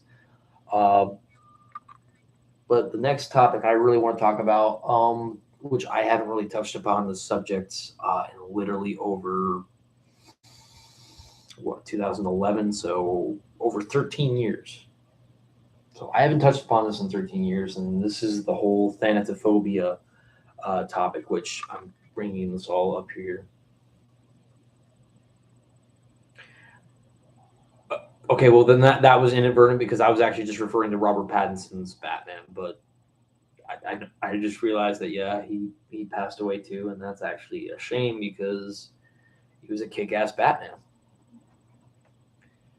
But the whole concept of Thanatophobia is that the entire thought of fear has kind of caught up with me again after 13 years, and it really has been a plague in my mind because, ladies and gentlemen, as we all know, we as a human species, we are obviously born and we live a few years that we live and then we die.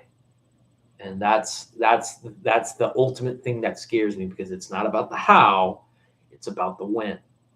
And what really scares me about this is that once you lose all senses, because if you really focus on the thought too much about it, it really consumes your life. It does. So that could be a big premise of why I'm not getting my projects done, why I haven't been ranting as much too, because a lot of things in that seem to be kind of consuming because I am afraid to die. I'm not ashamed to admit that. I am afraid of death. It's not actually of when. Oh, no, I'm sorry. It's not the actual of where. It's the actual of when. Because I feel like, and I'm hoping that it's not oblivion. You know, I guess what I'm going to do, I'm going to start reading more of this. Because, you know, I believe in an afterlife. I do. I just don't want it to be an oblivion for all of eternity. And that's a maddening kind of thing to be like thinking about. That's something that can drive somebody absolutely insane. And, you know, I don't, because I honestly feel in my own personal perspective that there is an absolute purpose to why we're here. I don't think that, okay, we live this life and then that's it for all of eternity. I think that is a mundane thing of itself. And I feel like that kind of kills the absolute purpose of why we're here. Some people will bring up the argument that, you know, it's just like being born, but just backwards, you know, that it's a complete void and that's all that there is. Well, not necessarily. I mean, if you really think about it, beyond the purposes that, how is it that I mean, if you come into non-existence, okay, but again, something has to come from nothing. Okay, so if something itself is just from nothing, it's like saying that it was never there to begin with. It's just what I kind of get at, but it's a little hard to explain. But but like let's just say for the absolute argument, let's just say for the sake of argument, is that let's say for a fact that heaven and hell don't exist. Let's just say that it doesn't exist. Let's just say that. So imagine how it would be where you lose all senses of your body. You have no conscience, no nothing.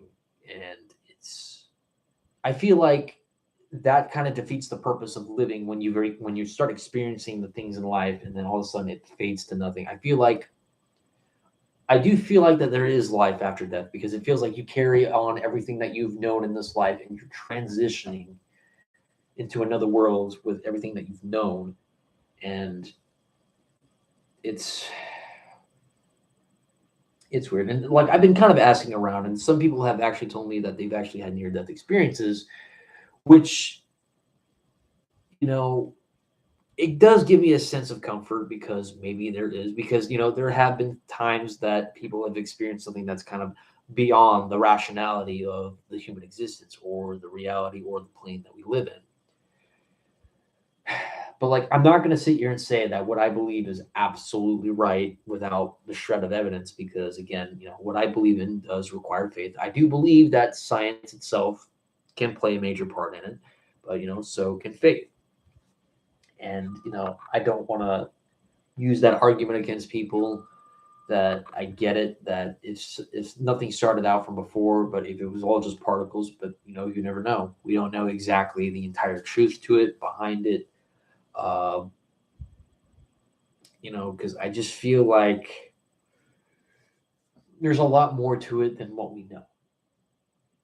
And, you know, I have been going to bed for about a month and a half straight with this kind of thought that kind of runs through my head while I'm trying to sleep. And it's a scary thought, because if you really think about it, how everyone else is going to go through the same exact thing, they end up transitioning, and then when it's your time, I mean, I don't feel like it makes a lot more sense how when someone goes, yeah, you can't have life without death. So it just feels weird to me. Like, yes, while we know people that we love have transitioned on, I feel like, you know, that's not it. It's not like you don't ever see him again. But I don't like to think of it as a collective conscience, maybe. Yeah.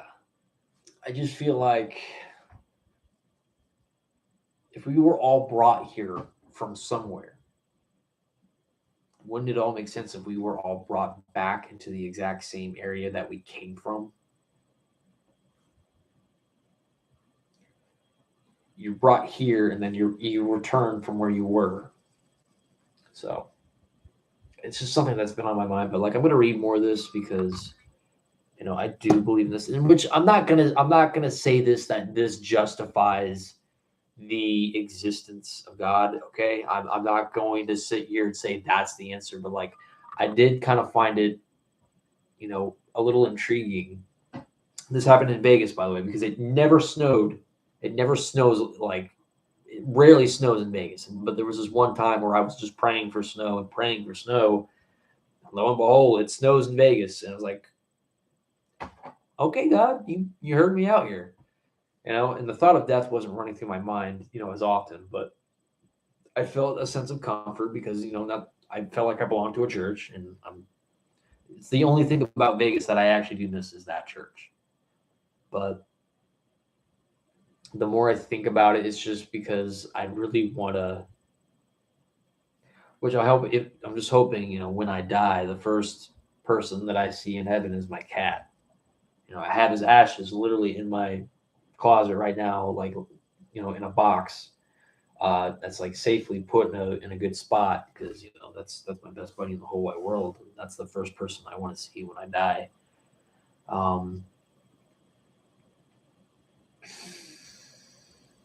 But I'm not going to go into an entire depth area about that. But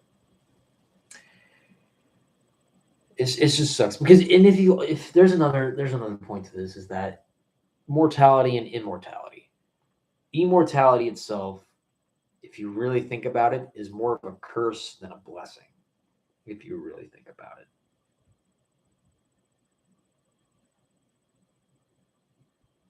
That we would never truly fully understand. That's why I'm hoping to have both a angelic and demonic experience. I'm hoping to have both of those experiences.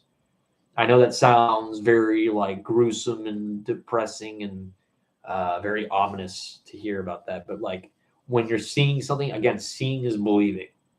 if you happen to witness that kind of force of evil and that force of good, I feel like that perspective kind of really, pretty much gives it a whole lot.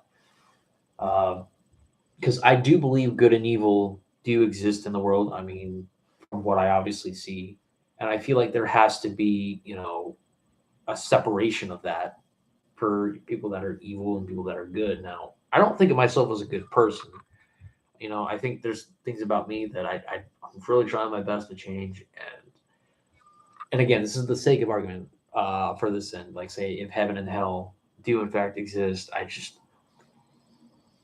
I'm a lot more concerned about my well-being as a good person, because I don't really think of myself as a good person.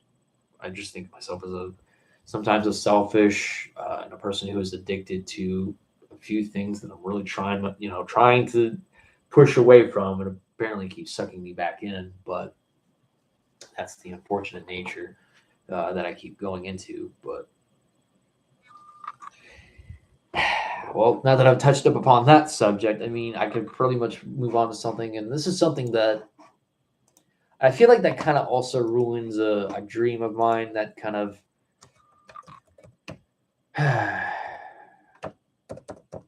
that usually gets in the way of a particular aspect, which is, I'm just going to call this the American dream, because I've actually had this particular dream, not an actual dream, but like a dream of mine that I wanted to actually have accomplished. And yeah, I mean, I might see a therapist on that particular part. I mean, I'm technically already seeing a therapist, but I could bring that up. But I think this also kind of puts a bit of an impact on I guess, that American dream that I wanted, because I always wanted to be, I always wanted to be married to a woman and have at least like 5 kids, but like not like at the exact same time, have 5 kids and having to raise 5 kids, all together. But like, as some grow older, okay, have a few more kids, but like, again, 5 kids. I would name one after my uncle Gene, name one after James Hetfield, the other one after Jimi Hendrix, one after my uncle Scott, and then the other one, that would be like the daughter I would have, called Del Ciara, which was actually named after Matt Heafy. Well, because the middle name would be Kichi, but like Del Ciara would be a little bit more of a kind of based from the TV series Wayne, and well, Del was pretty much the love interest of Wayne, but like that's who I named that's who I would name my kid after, because like she looked pretty cool, and I was like, that's an idea. But like, I imagine I'd be this guy who's married to this woman that has 5 kids, 2 Dobermans, and 2 house cats, and running a bit of farm in between the town I used to live in Little Elm, which we're not too far away from. We're like down the road from there. It's like a 10-minute drive, like literally straight down the road. As opposed to the last apartment that I was in. But like in between the city of Frisco and the town of Little Elm, and having like a patch of farmland, and just having this like visualization of one of my kids, being a military man, the other guy, my like James being the rock star, Jimmy being like pretty much another one, and another one being a high school athlete, the other one just being an upbeat high school graduate or whatnot. I kind of imagine that. That's kind of like something that I would always wanted. But I don't know. Maybe in the afterlife, I could probably have that. I don't know. But it's something that I've always wanted. But like, I've had that sort of American dream since I was a sophomore in high school. Now, a few things about it have changed, because originally I wanted to live in California, but certain things about California I don't want to get into, because it's just not for me. But that's like the sort of a dream I wanted, because I always wanted to be a rock star. who also owned a pizza joint, who was also a professional like boxer or an MMA fighter, / being a superhero all at the exact same time. Oh, and by the way, Lodo, being that I also wanted to, I did touch up upon GTA. I will say that the Lost MC are like my favorite part, or Johnny Klebitz is my favorite character of all time. So when I get a jacket, I'm gonna put this on the back because it's actually not a sew-on, it's a iron-on patch for the Lost MC. I finally got this. I didn't even realize it was gonna be that big, and it was like, holy crap! So I actually had to get like another one of those to put on there, but. That's Justice for Johnny, by the way. That was another reason why I was pissed off at Rockstar way back then, because they did my favorite character dirty by killing him off. And I was so pissed. And now that I have that, I can finally represent. But with that kind of the aspect of why, but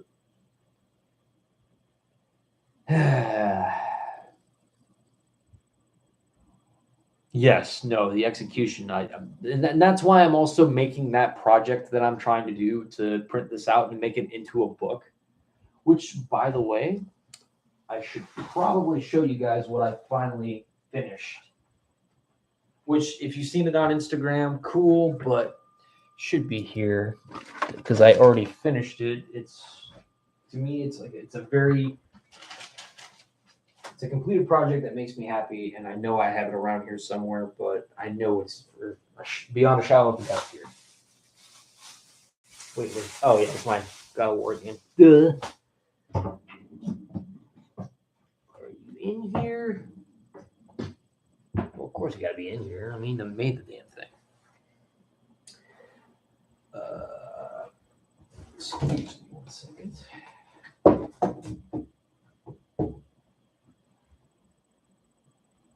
Okay, I'm going to show this off real quick, but I may be, I will always be a Gryffindor, but I will say I'm also damn proud to be holding the wand of the heroic Slytherin. It's like my favorite wand of all time. Professor Snape, by the way.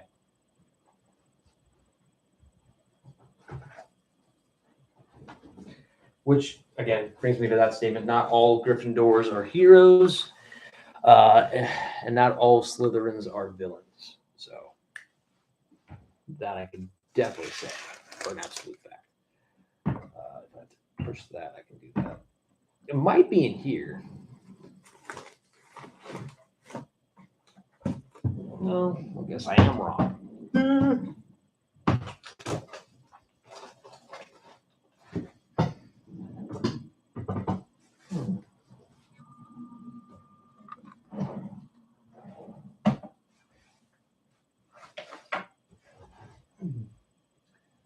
I know it's here somewhere. And yes, the joys of misplacing stuff. But look, here's what I can at least show you while we're looking for that, though.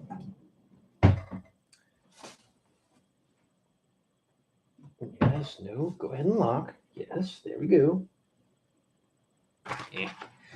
So the first one is made into a book, but this is going to be the second cover of the book for volume 2. That's why I'm looking for volume 1 right now. It's the completed book for that one, but volume 2 is going to be for that one.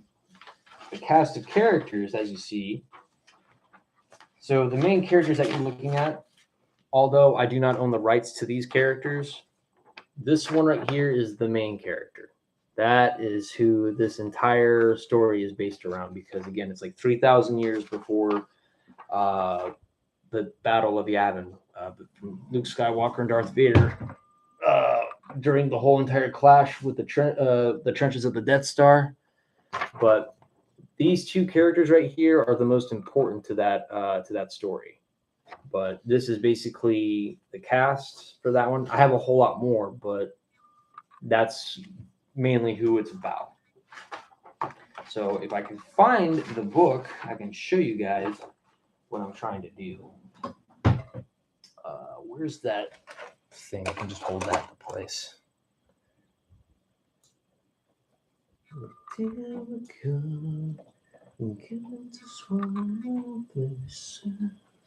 Yes, that song also been playing at my work now. I think it's pretty catchy. Oh, And also, if you guys are a fan of Hellfire, I actually did manage to find this finally after searching for so long. Got that right there. Which, by the way, where was this?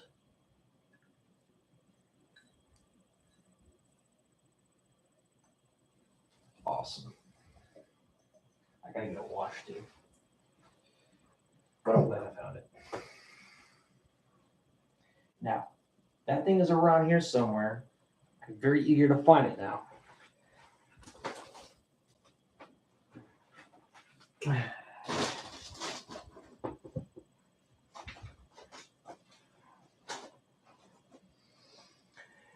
Well, dang.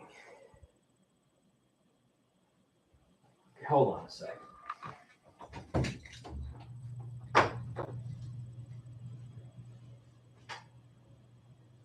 Oh, here it is. Found it. It's actually right here. Ha ha ha, it's a miracle.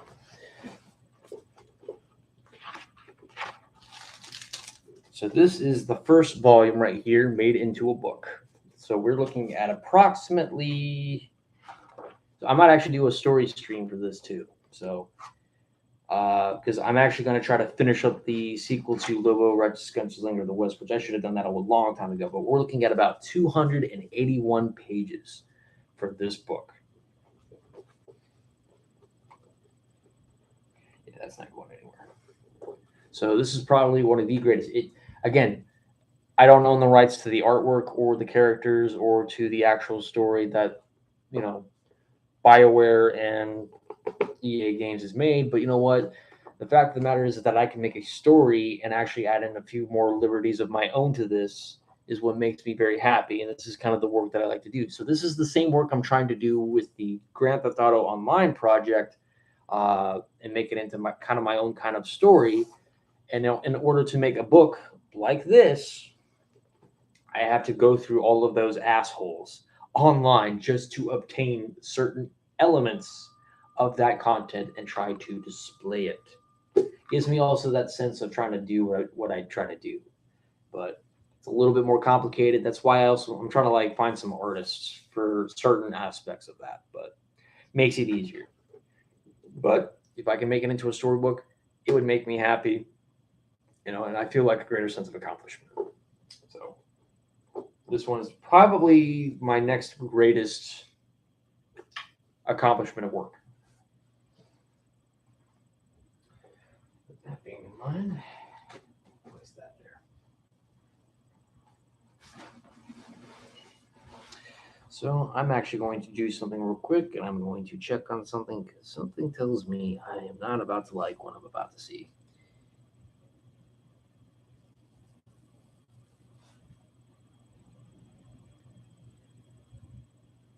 Oh, okay.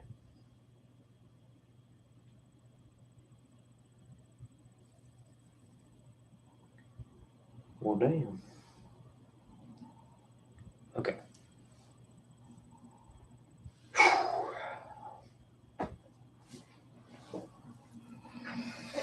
Okay, so some of you are going to be asking the question, why is this my final rant?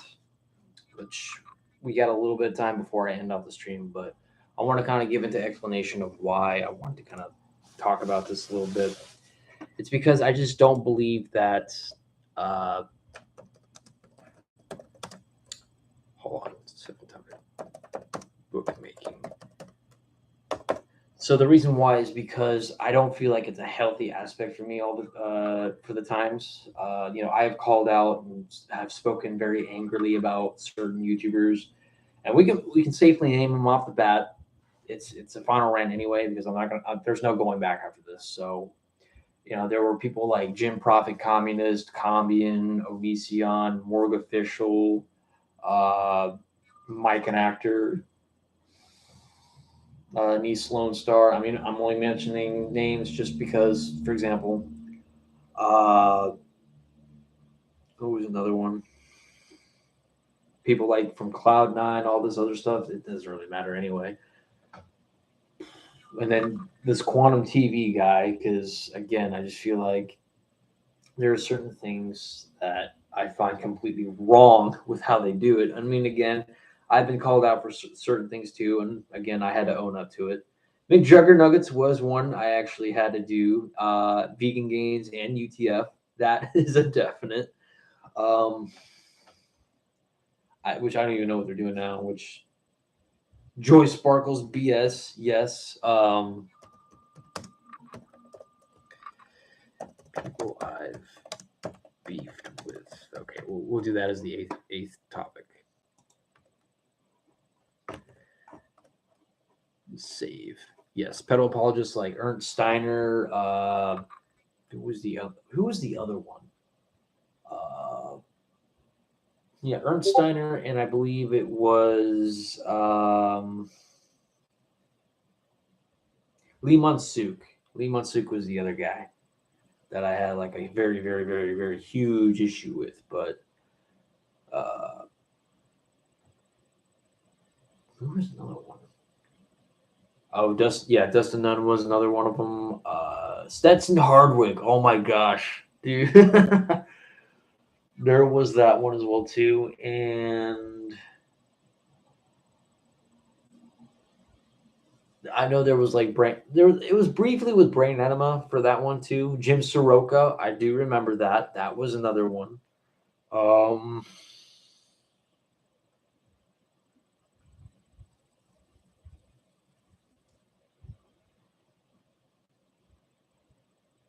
was another one? Brett Keane. Brett Keane was another one that I actually had some beef with as well too.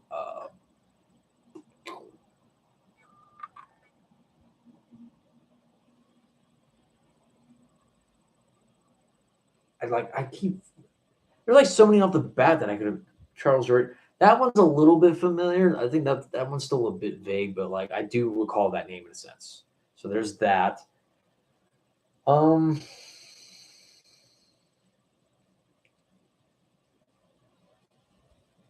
Oh yeah, there was a. No, we got the pedal apologist part two. Freely the Banana Girl, that was one of them. We already talked about Vegan Gains. That was another one on the topic there. And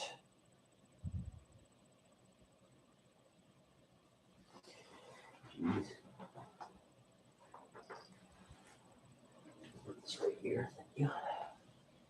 Dobby Vanity, yes. Oh my gosh, from Blood on the Dance Floor. That was just insane. See, you can see where like anger comes from at times, but you know. Oh yeah, the Blacklist series that actually had, I think, what was her name, Kim Yates or whatnot. I think that was her that was on my Blacklist. Daddy 05. Oh my gosh, when they were breaking consoles in front of their kids and like just thinking that they're actually like being good pranking channels and just being so abusive to their kids, man. I do remember that. Jeez. Daddy 05, Social Repose. Oh, fuck. Ayala's ex-boyfriend, Social Repose. How could I forget? Jeez. Keemstar. Keemstar was another one. I had so much issue with Keemstar, and then there was like Real Stream News. That was another one I had so much problem with. There has been a good list. I'm just surprised that me and Keemstar didn't even clash, which is kind of surprising. But so we had those guys. Now there's at least 5 left that I need to like recall. Console King was one of them because I do remember there was a channel that I used to watch that was being a lot sarcastic with that. But yeah, Console King was definitely. Oh my gosh, my dad is sick. Oh my gosh, this guy was super, super cringe and super disturbing, like in a mixture of one. Jeez. Oh my gosh, like Oh, Life in a Tent. Life in a Tent was another one of those. I do remember him, his brother, and his ex or his current girlfriend, Megan, whoever the hell she is now.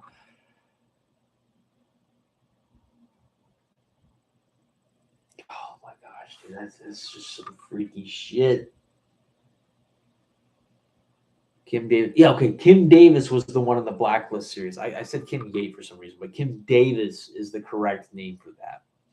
That was the person from the Blacklist series.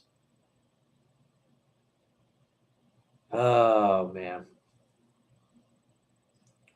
Let me see. And there's like one more that it's like almost obvious that it's like almost staring me in the face.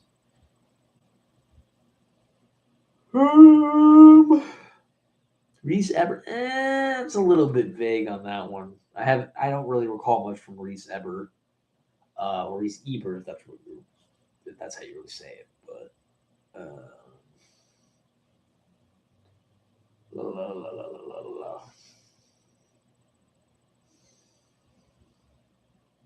la. I'm just trying to think. There's like one more that I'm trying to just name off.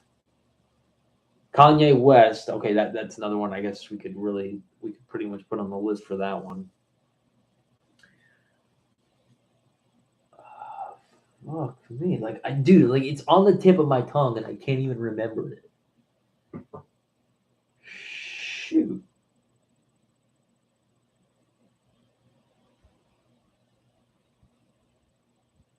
Oh my gosh, there was Lachlan and there was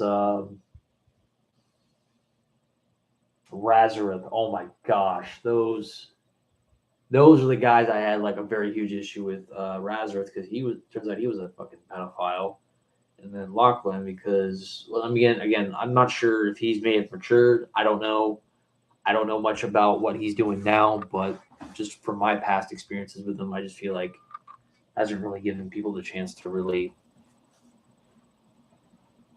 But again, this is past experiences. We're not going off of current experience. We're just going off of past experiences here. My past experiences with him haven't really been pleasant, but yeah. Joshua Feuerstein, oh my gosh, that overly zealous pastor. I do remember him. Definitely. But yeah, like that's most of what I can think of in terms of people that I've actually had so much beef with. And I'm not going to claim to sit here and tell you that I'm completely right with a lot of stuff, because even I myself have gotten like called out for stuff that I've done stupidly wrong. But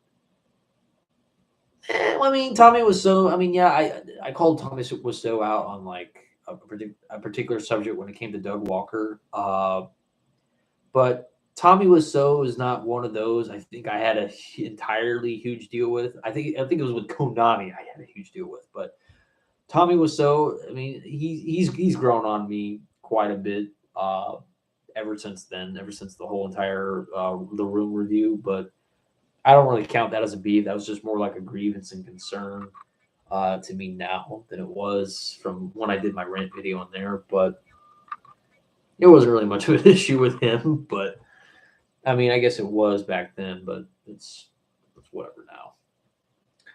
But that's just how all that shit usually crumbles forward. But yeah.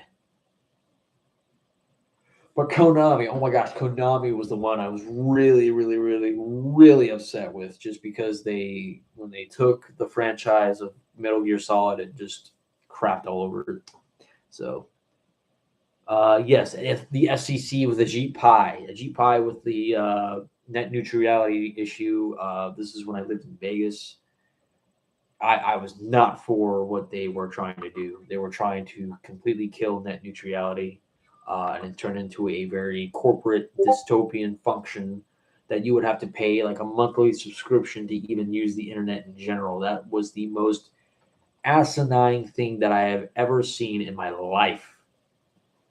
The entire population was not too happy with that. And I was not happy with AT&T. I was not happy with Verizon.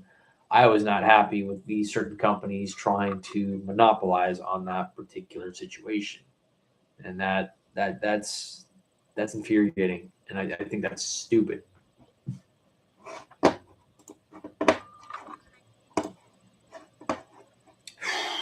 But that's just how that is. I guess it's just the way the cookie crumbles, though. Where's my phone at? Oh yeah, it's right over there. But I guess that's all I'm really going to touch up upon now, since this is my final rant and all that crap too. But let me just put it to you. Let me just put it in general this way: is that although I am done with ranting, I'm just, like I said, I'm not going to be like what I did. I'm not going to be like who I was back then. What I'm going to be mostly doing now is that for certain streams that I'm doing, I'm most likely going to be just story reading or pretty much giving updates. You know what? I might actually be streaming God of War Ragnarok when I get off work. Probably tomorrow night. I'll probably stream it tomorrow night. Who knows? I figured why not. Yeah. It's just funny. Like I had all this built up, and I feel like I need to just finally get it out. You know, because a lot of people that I've collaborated with, I've actually hung out with, you know, they're all doing fantastic things. They're doing positive things in their life, and I'm proud of them for it. And I think this is the best time for me to break away from ranting and just focus on things that actually do make me happy, and rather than focusing on just internet beef or just beef in general with people. And really just get the hang and get focused on, you know, story writing, and just put my ideas out there, because I think that really does make me happy. And if there, you know, I'm hoping in an afterlife, if I can actually make stories like this in the afterlife, if that's the case, because, you know, I actually would love that. Have an eternity of, you know, making stories that would actually be pretty cool. I've actually got a very short story I'm almost done with, which I call The Mask of the Demon, which unfortunately, though, Mark Zuckerberg decided in 2016 that the notes section, or I think it was a little bit after 2016, that the notes section of Facebook should just be completely wiped away. So I lost all of my work to my short story, The Mask of the Demon, but I am also rewriting that story as we speak, along with that GTA project. So that particular project is literally almost done. I've literally got about a few more paragraphs, maybe about 6 more pages to write, and then I can make it into a book. And I can actually read that to you guys actually in the next stream, or like in this kind of stream, that is. But like I said, it's a very short horror story. I will also type out the inspirations for it as well too. I would actually like to actually have an artist literally just for one piece of concept art, just for the mask itself, and like it's kind of like broken, and you kind of like see kind of the man like yelling, and kind of like see how on one half the mask, or like around, you see like a demon's eye, the other half is like a human eye that's just widened, and the other one's just like full of rage and evil. That's kind of like what I'm kind of going for with the theme, which it actually has. It has a very, very Easter egg theme, so we'll kind of touch up upon that later on. But it's kind of it's a little bit of a dark theme I'm kind of going on with it, but it's a lot better than what I made the last time, since it got destroyed by Zuckerberg. Thank you. But hopefully it turns out a whole lot better, and that's something I'm going for here. So this has actually been pretty good. I was able to vent out a little bit, and you know, I'm glad you guys are here. And you guys are listening to me rant and rave. And this is, like I said, the final rant that I wanted to do. Wasn't exactly in the alphabetical order. I just like to call it the ABC rants, just because this, but that's just how it is. But being that I've gotten it all out there, I feel like there's no more need for me to rant or rave about particular YouTubers, you know, certain political ideas that piss me off, or dealing with assholes that try to make things more complicated for you, or the company itself, like Rockstar, just making a complete mockery or asshole shit stain areas about that, or for anybody getting offended by certain words or certain things that people do, or certain things that are on TV, or somebody dresses up like an Indian, or somebody dresses up like, you know, in a Mexican sombrero, with pretty much that if they're from Mexico or if they're from Hawaii, you know, People really need to just stop getting offended. Seriously. But in that case, it's just how it is. So just in case YouTube, if you are seeing it, or just if anyone at YouTube or works at YouTube sees this, I want you to remember the words that come out of my mouth. Shit, piss, fuck, cunt, bitch, penis, fag. What's the other word I'm looking for? Cock.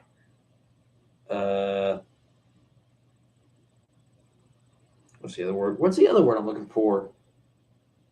Oh yeah, tits. That one. Remember those words. Oh yeah, shit too. Let's not forget that. You know why I say those? Because I don't give a fuck. I enjoy being nice. This is going for people at YouTube who work at YouTube. I love being nice. I love being sincere. I love being myself as a genuine, nice person. I don't think of myself as a good person at times.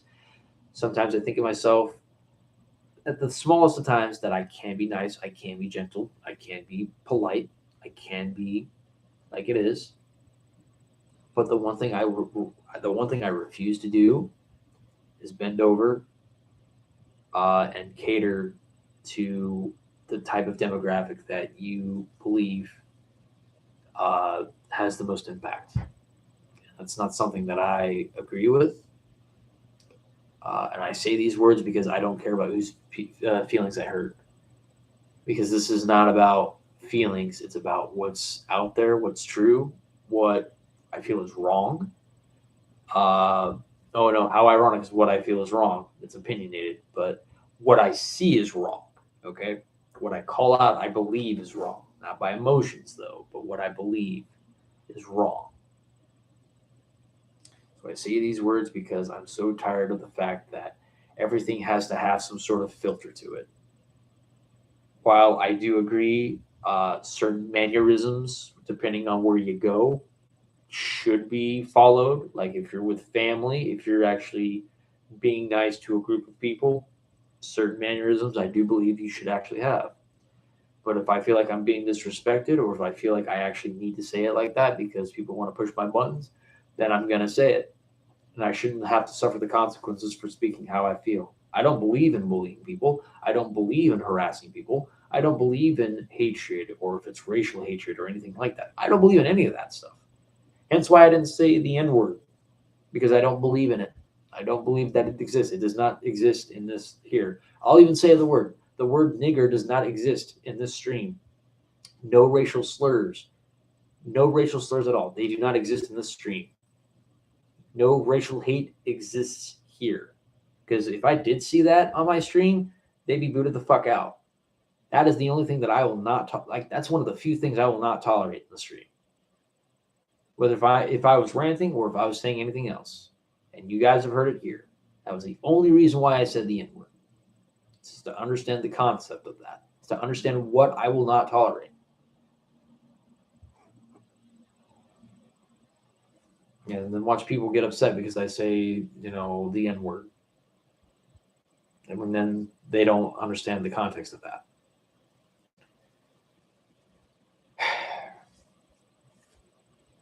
But let me put it to you this way, YouTube. Okay? Because this is the exception that I will give you, okay? Certain words I do believe that should not be presented on here in a hateful context, or because I said the word fag once, but I only said that in the concept of being angry when I was trying to make a point. But the word like fag, nigger, kike, anything else like that, no. I don't agree with any of that. I agree. I don't agree with how people would use that, but that's the certain extent that I agree with you on. That shouldn't be used to make a point. But if certain words like ass, bitch, cunt, fuck, tits, dick, shit, prick, that was another one, pussy, or what's the other one? There should be, oh yeah, the word damn. If those words are way too offensive, then YouTube, this platform is completely meaningless.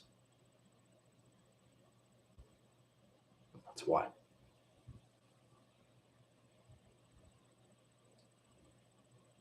had a viewer call one of my subscribers who was in the Middle East and ISIS. I mean, that is completely, I will agree, that is completely disrespectful of someone to say that about somebody. And that, I think that deserves like, you know, like a very straight up warning. Like if he doesn't knock that shit off, he gets kicked out or whatnot, because I wouldn't tolerate that shit.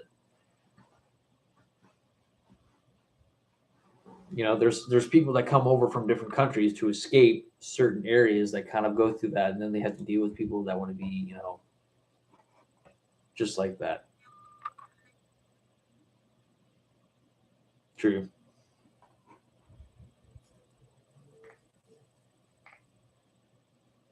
You still have. Holy shit.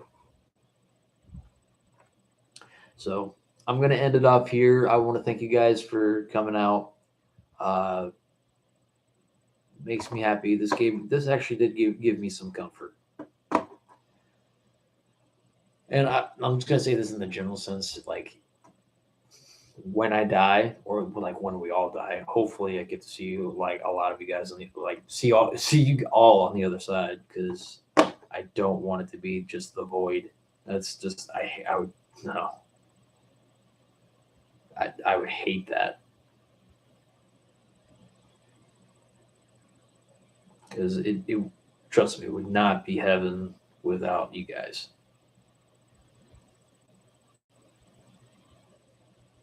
See you on the flip side, Batsy. All right. I love you guys. You guys take it easy. You guys get some sleep. Have a good day. Stay safe. Don't drink or drive. If anyone's drinking, be responsible. Be yourself.